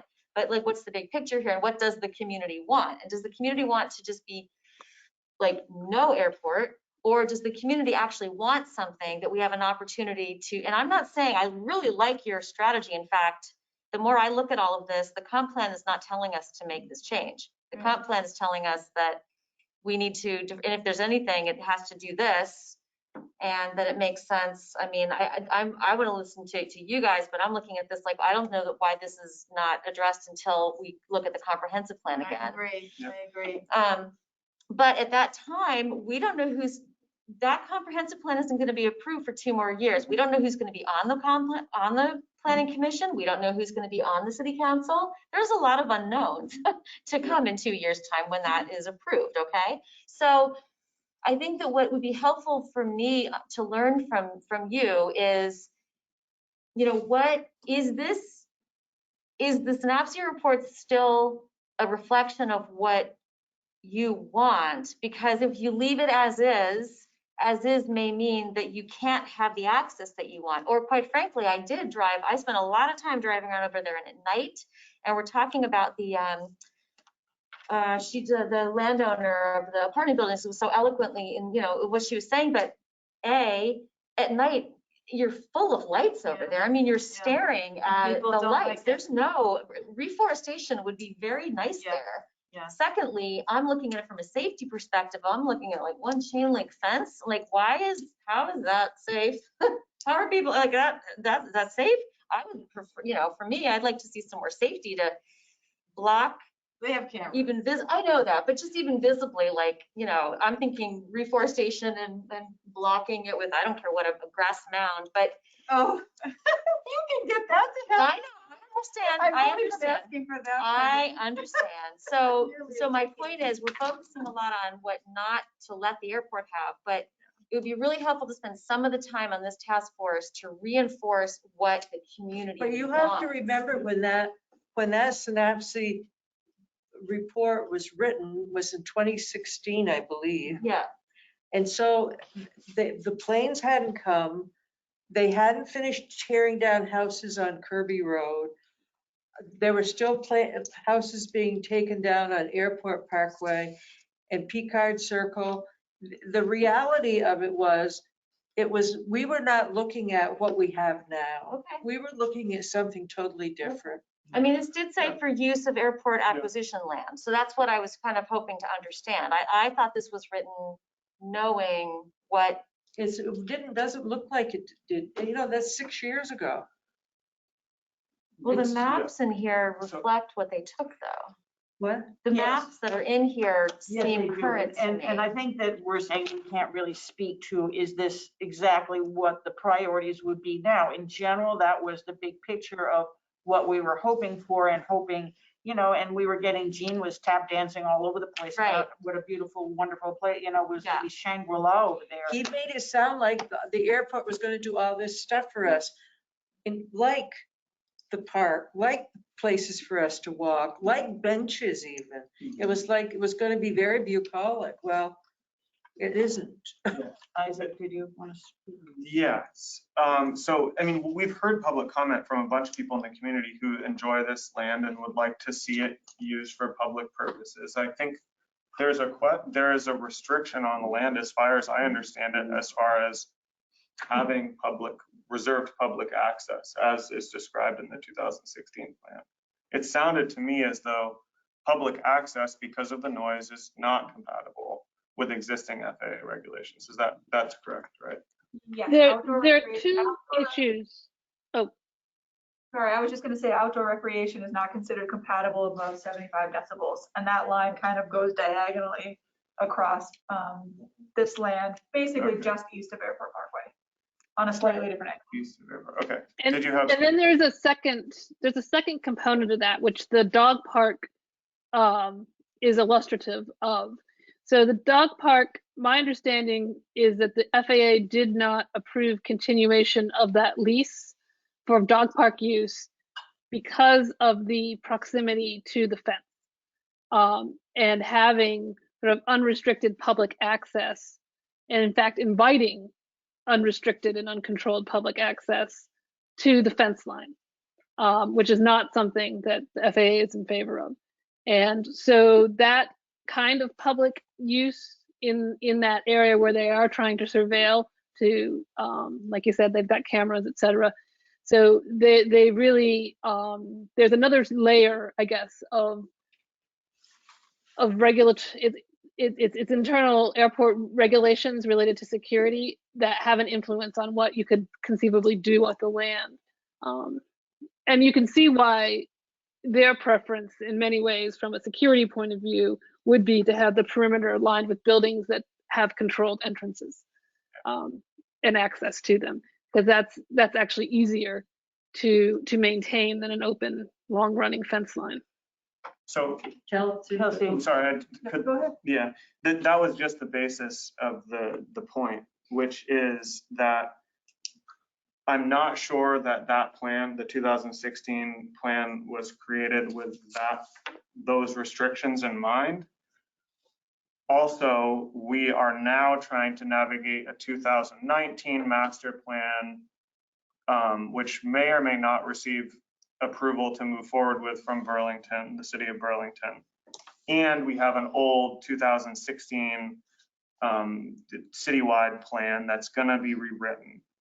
We are living in a different world than we were living in 2016. In 2018, the IPCC came out and said we need rapid and unprecedented changes in all aspects of society. Just this past week, they came out and said, actually, it's way worse. It's way worse than rapid and unprecedented changes in all aspects of society. And now we're considering whether we should move forward with a plan for airport expansion. We have a task force in the city of South Burlington that's considering the climate crisis and what does the city of South Burlington do about this. Right now, the city of South Burlington is pretty much all in on the airport as far as the economic engine, the Chittenden County in general is. And so I think there's a lot of questions about the plan that the airport has created, whether or not it makes sense for our economy and for the city of South Burlington. I mean, we have had the ground move just monumentally underneath our feet multiple times since 2016. And the idea that we'd be using these old plans as the basis for how we make this decision in light of a new plan that's coming from the airport, it strikes me that this is just huge, and that we do need to rethink the whole city's plan, and what does it make sense to do with this land, and what are the restrictions in light of the existing noise. And Okay, so Isaac, on that note, Randy, you wanted to get from this meeting concepts as to how you're going to proceed on an initial memo to help us move forward as to our recommendations. Do you feel like you've got any of the information you need from us tonight? So I am thinking out loud, that we should perhaps move forward with drafting two memos, one being a take no action now and lay out the reasons why. I would say it's a take no action rather than a do not make the requested change, and more sort of more putting the requested change on hold while these other plans are finalized and more community outreach is done and things like that. So that would be one approach and memo, and we can draft something in that direction and think about the implications of making that kind of a recommendation. And the other one would be to lay out perhaps yes, move forward with a zoning revision, but consider the following conditions or criteria for doing so.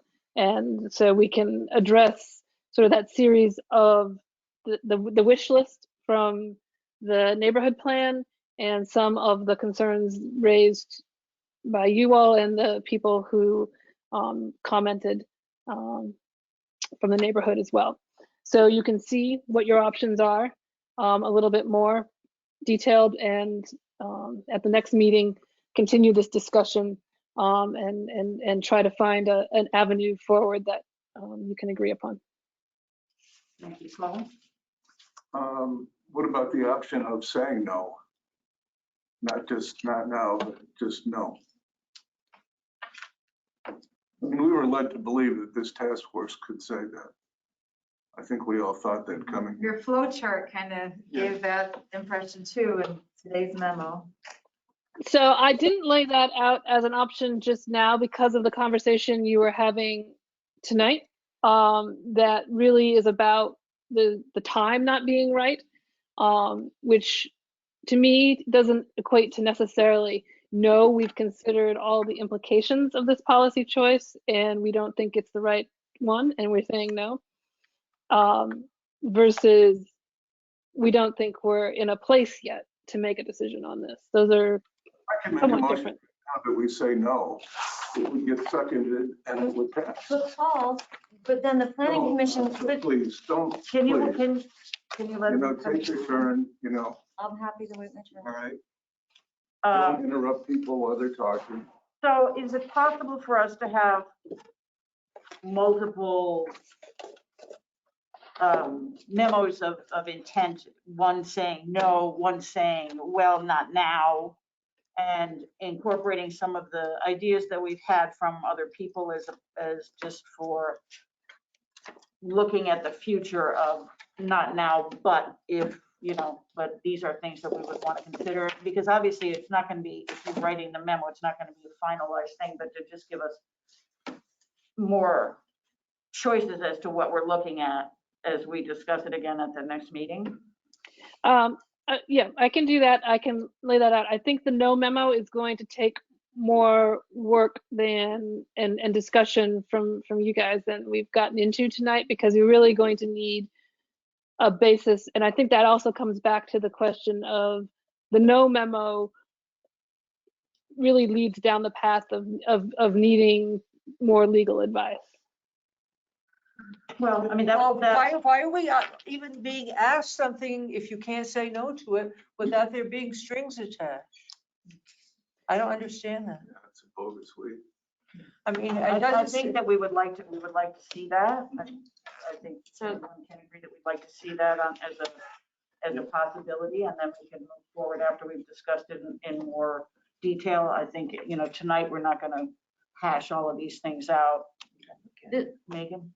Yeah, just getting back to something John said earlier about having the building underground. Is that something we could regulate? Or You is it- can regulate building height. I have to think about that one a little bit in terms of whether you could require it to be set down in grade. You could certainly require berming and landscaping or fencing, you know, more opaque fencing, things like that, to get more of a visual screen. I mean, the one thing I would say there is that in some way this is something that came out to me from the Chamberlain neighborhood plan and recommendations, is that there is a built-in conflict between the two preferences to both maintain the view and to have more buffering, since the mountain view is really a background view. And if you block the foreground view of the airport, you're not going to have access to the background view of the mountains very effectively. So in some ways, there may be some trade-off issues when we actually get to the point of thinking this through in greater detail there. But those are definitely tools that are within your, that you can use and deploy here. So we can have, gosh, what you call it? The mound, what is it called? Berm, we can require a berm? You could come up with a language for a buffer that would include a berm. Yep. And green roofs? I guess you could require a green roof. This gets a little bit more challenging just in terms of, I guess you have some municipalities don't like to go into architectural controls very far, but you do have some stuff like that in your city center. Exactly. Architecturally related, but we can. I mean, so I think Megan, that these are like really interesting ideas to explore, but perhaps not tonight. That's fine. As far as, and maybe you could have a meeting specifically with Brandy and Kelsey on those. Oh, no.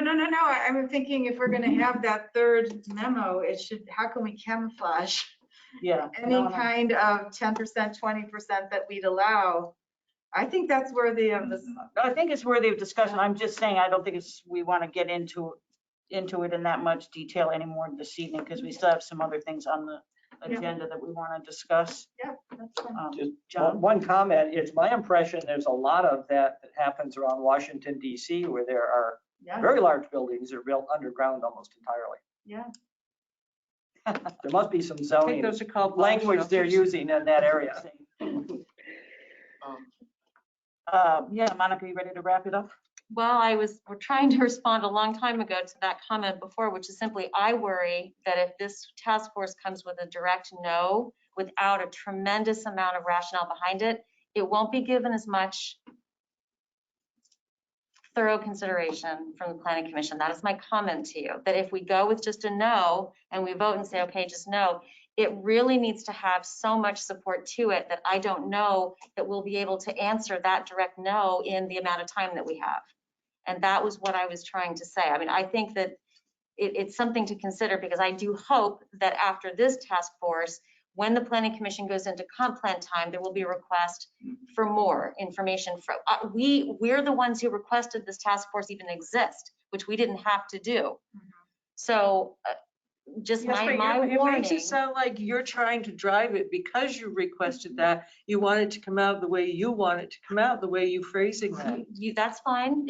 I'm sorry And if I it comes feel like across that way. if we're being pushed towards a result, then why bother to have us? I'm only saying, if the majority opts to go for a no, for the sake of who is going to receive that report, it's got to be a very, very strong And argument. that's what she is saying. Yes, and I'm saying from a planning commissioner perspective, that's what my gut says as well. And I'm not saying not to do it.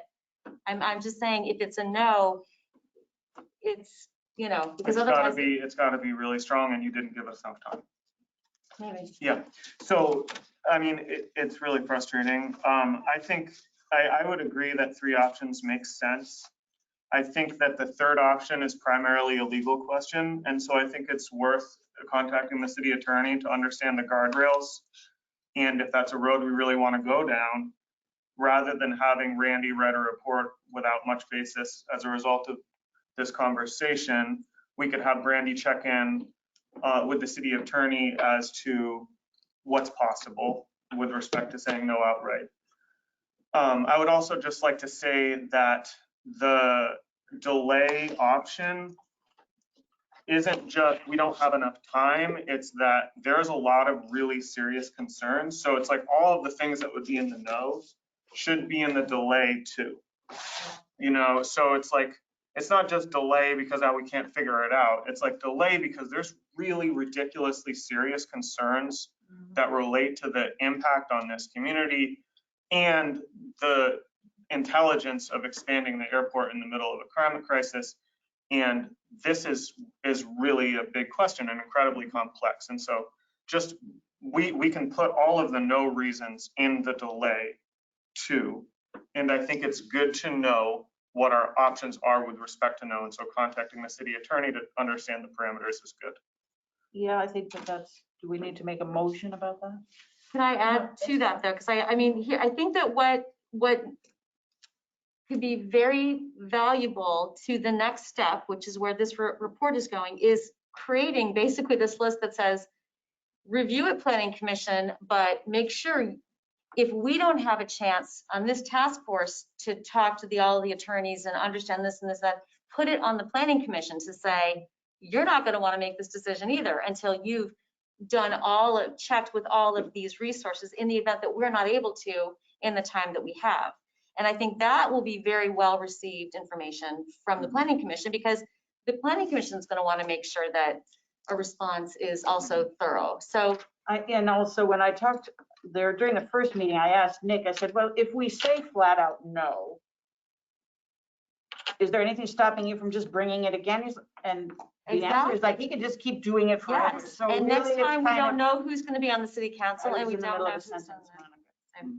So yes, we realize that there'll be changes politically going on, but it's also, so we flat out say no, it's like, is there really a point in doing that if in fact it's gonna be addressed again in a certain amount of time anyway, maybe, but that's something we can discuss when we see what Brandy puts together for us. And I'm sure she's gonna give us lots of detail as to why each one of those is the best decision, right?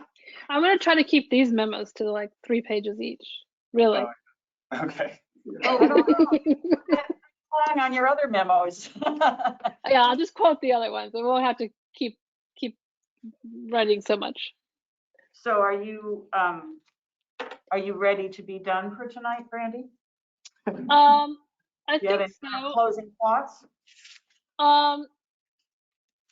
No, I think we've covered the territory. I mean, the only thing that maybe from the memo that we did not speak at all about, which perhaps we can pick back up again when we look at the memos and the options, is to remember that the options do include looking at the two, I would say the north, the north and the south of Kirby Road differently.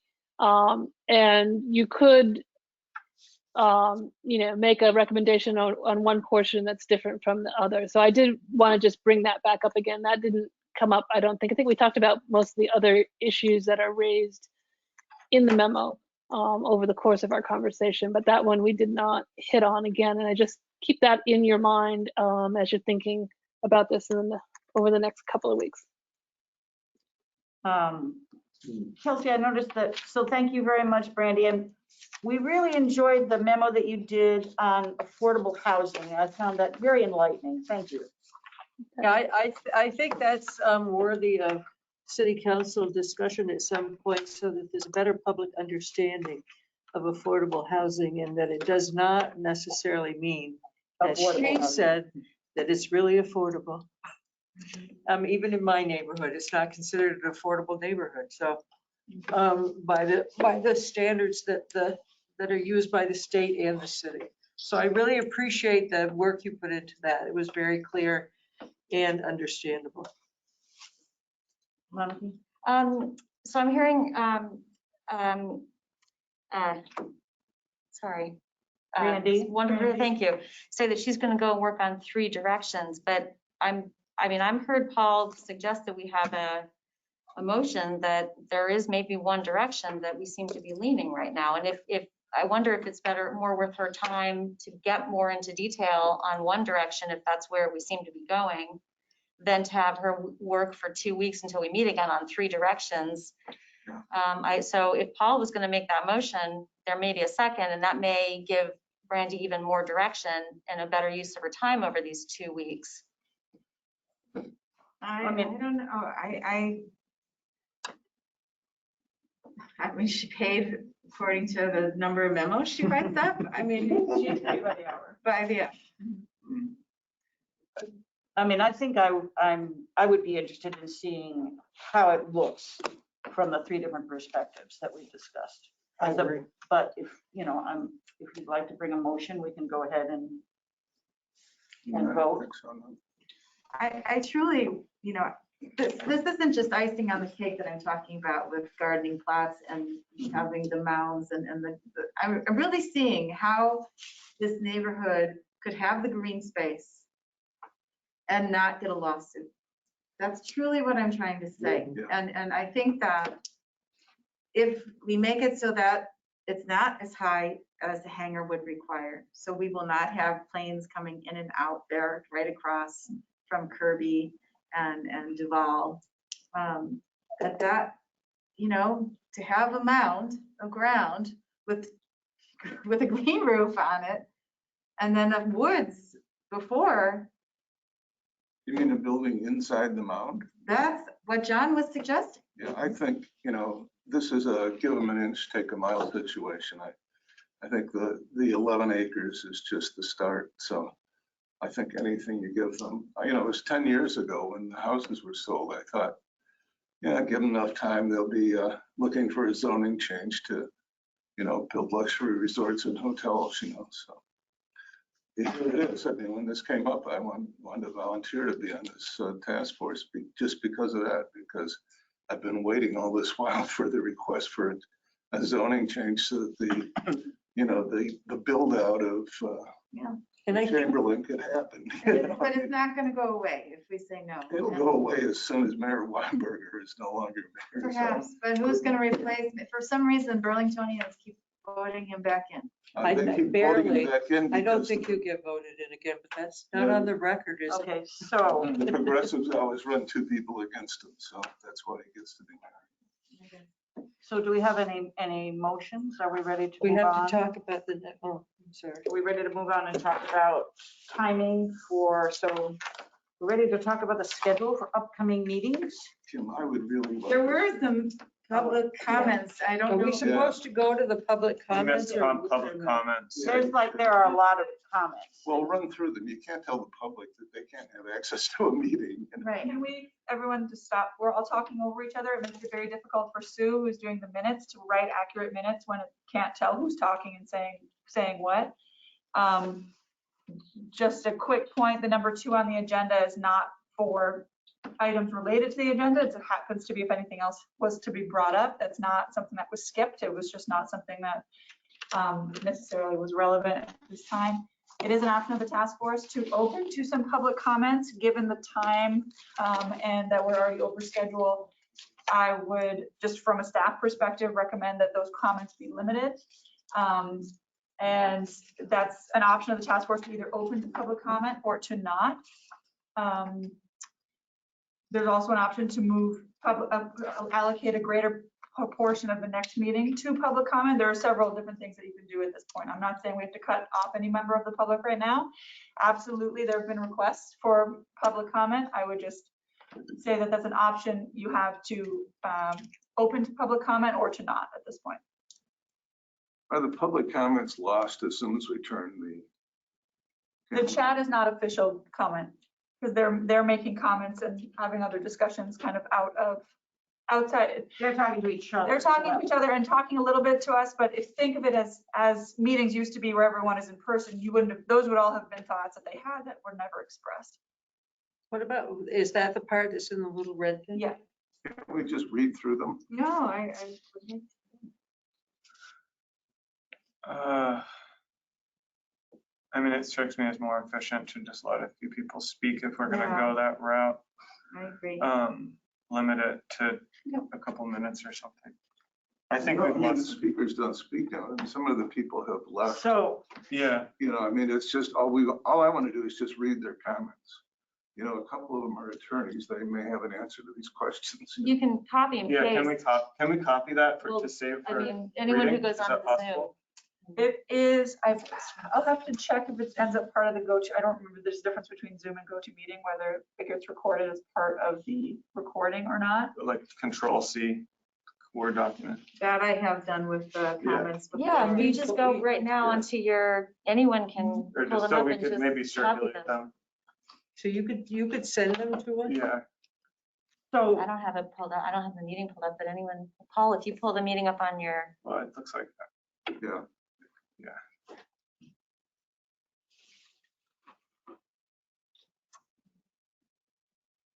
yeah, I mean, so we even if have, you do screenshots. so some I of mean, you these should be are, able to select after thank you and scroll all the way up, Control C. Yep.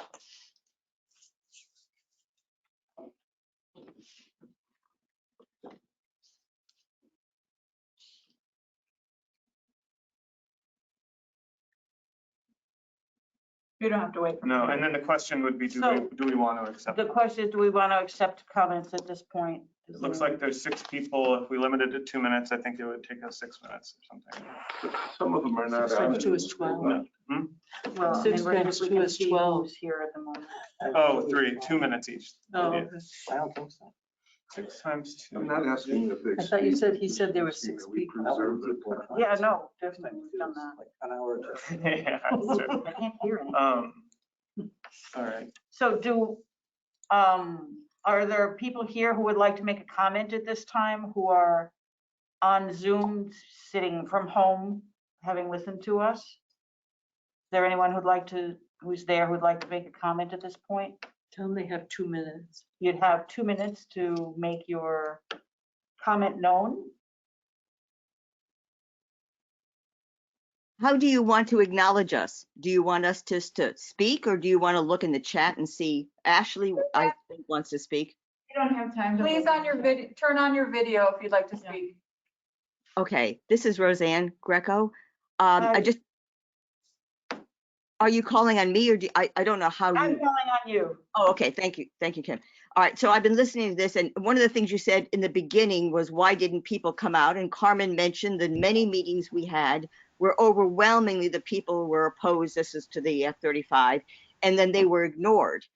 You got overwhelming comments that the people said no. And yet now I hear some of you saying, well, it doesn't really matter because the planning commission will not consider those with as much weight as other community concerns. So that if I were a resident there, why would I bother to come out and make a comment if you just are saying it doesn't really matter what this neighborhood wants? We're going to look at other factors. That's very, very disturbing. The other thing that's disturbing is to seem like you're about to make a decision based on a lawsuit that you may or may not receive, which is a bizarre way of making decisions for fear of a non-existent lawsuit. That is really disturbing. The other issue is you're talking about the reasons for no, the climate crisis. Do you think that's a reason for no? The fact that almost everybody that commented from the neighborhood said no, they don't want this, that's a reason for no. Anyway, that's enough for me. Nope. Thank you, Roseanne. It's our 4. Thank you. Anyone else? Yes, this is Ashley Adams. Hi there. I will keep it short. I had a statement that I wanted to share, and I realize I don't have time. I am just so disappointed in the direction that the dialogue went in as soon as the specter of a lawsuit was raised. And when that happened, unfortunately, we began to ignore important things like environmental concerns, like the climate crisis and basic human rights. My hope is that we can come to some basic agreement as human beings that it is profoundly and morally wrong to inflict harm on the inhabitants of this community, many of whom have no other housing options, with extreme noise from the F-35s, and then to go and inflict further harm by introducing additional industrial buildings and activities in their front yards. I don't care that, if they're buried or burned or not. That will not eliminate noise that would be created by these industrial buildings or car washes or whatever the airport is proposing and ultimately does. It's a slippery slope, and once you go down that slope, there is no turning back. So please, I just urge you to do the right thing here. Thank you for your time. Appreciate it. Thank you. Thank you for speaking up. Anyone else? Jimmy Lees? Yeah, yes, I'm just trying to share my webcam. I don't know if I can do that. Well, I'd just like to echo what Ashley just said. I think that, you know, if you, and what Roseanne said, it seems to me that if you anticipate a lawsuit and make the decision, you're putting the decision-making of the potential plaintiff in the lawsuit, the opponent, ahead of everything. Now, how can you do that if you have a democratic country, if you have a democratic city? You have to put the position of the people first, in my thinking.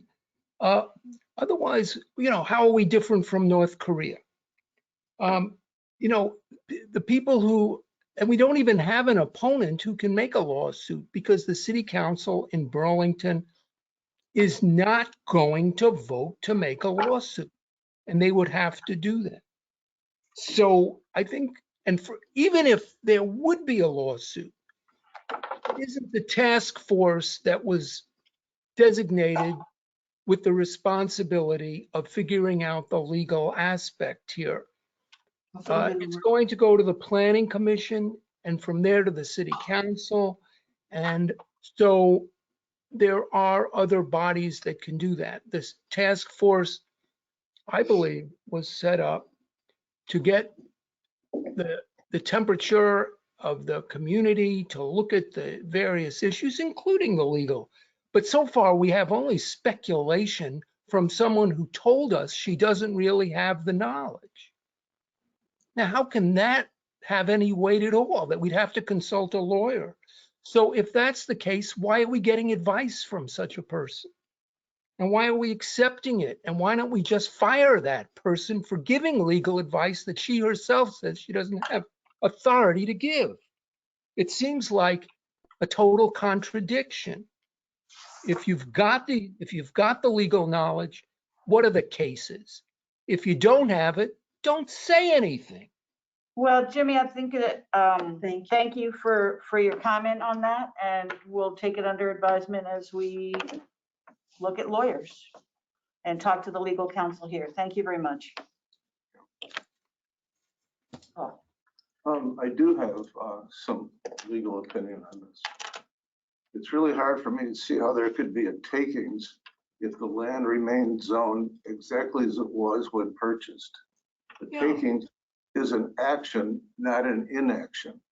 I really think the task force needs to take legal advice at this point. Who is, are you quoting someone that, or you don't want Who to was say? on the call, yeah. Okay, Andrew Chalmers. okay, that's helpful.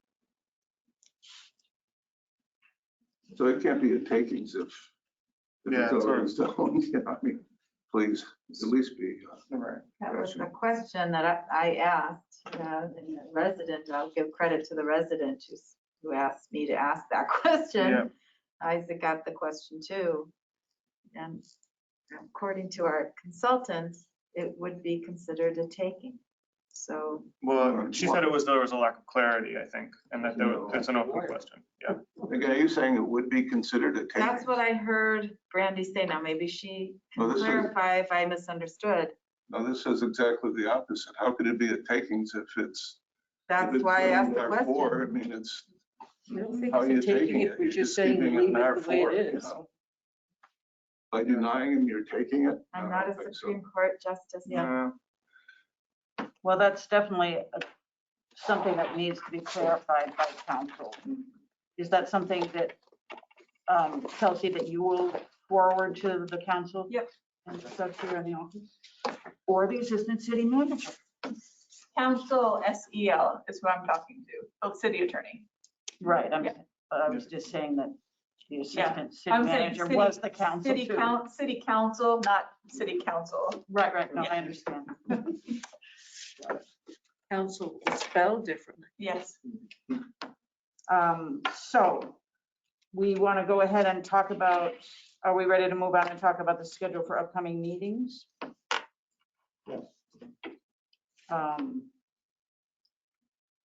So what are people's feelings? Do we want to continue?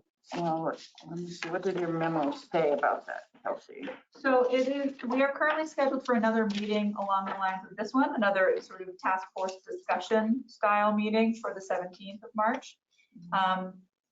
Because of the snow day, everything kind of got shifted out originally, or from the original schedule.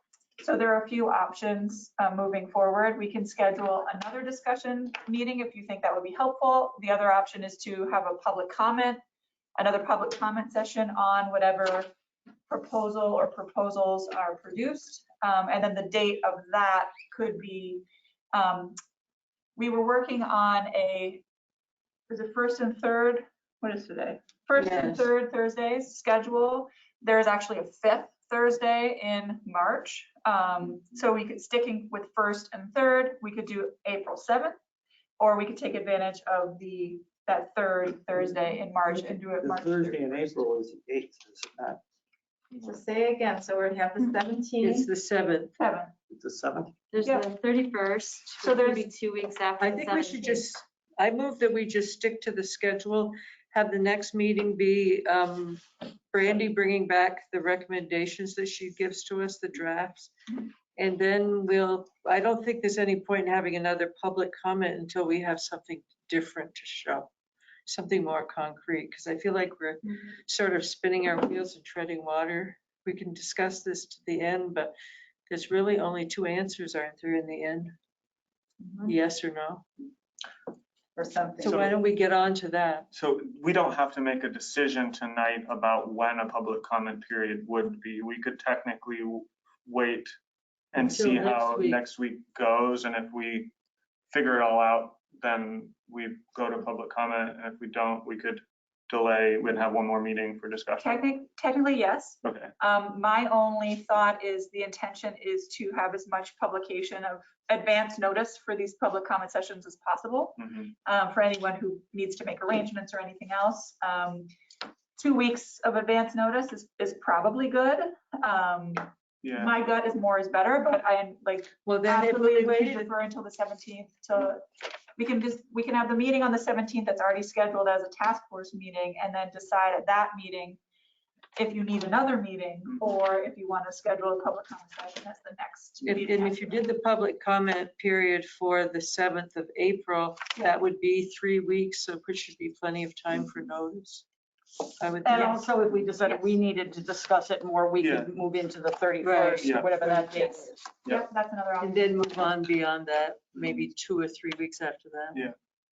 Yep. So essentially forego a concrete plan and just Just go to go the for the next meeting, 17th. make the decision at that point. It's fine with me. Sounds I would make a motion that we do that, the next meeting be, do we need to make a motion? Yes, please. Okay, I would make a motion that the next meeting be focused on the discussion with Brandy's section about the 3 options, and then that we make a decision at that meeting as far as public comment period or further discussion. I second that. March 17th. All in favor? Aye. Opposed? None. So does that mean, to clarify, does that mean that we're going to go ahead and say that the public comment meeting would be April 7th? Not I don't think so. necessarily. We're going to decide at the We'll next decide meeting. that on the 7th. Okay. Whether we- My only thought, Kim, is that if we said it was the 7th and then decided you did want to have another discussion session on the 31st, we wouldn't have that solid option or options to present. It would only be a week in advance, and that makes it hard to publish in the other paper and to do some other things like that. Thank you. On the website, I mean, you can get them up on the website and get it out through Front Porch Forum, but just having people have more time to make plans and review. This is the first meeting we've actually had. But I would like us to really think about Chamberlain School and having a potluck and having outreach to people who will not come here or violin. For the public comment session? Yeah. Yep. Yeah. Yep, and that kind of scheduling and decision can be made on the 17th. Yeah. When you decide when that would be. Okay. Okay, so do we want to approve the minutes from the previous meeting? Didn't we do that? Come on. I don't know what I'm doing, but I do know we didn't do that. I would motion we approve the minutes. Pardon me? I would motion we approve the minutes. Second. All in favor? I did not look at the Opposed? minutes, so I'm gonna, oh, That's fine. I pass on voting. Do we have Sorry. other business? Not that I'm aware of. Anyone want a motion to adjourn? Motion to I'll make that adjourn. motion. Second. Second. Okay. Good night, Bye. everybody. Randy, thank you very much for your Yeah, time. thank you, Brandy. Takes a lot of patience to be with us, man.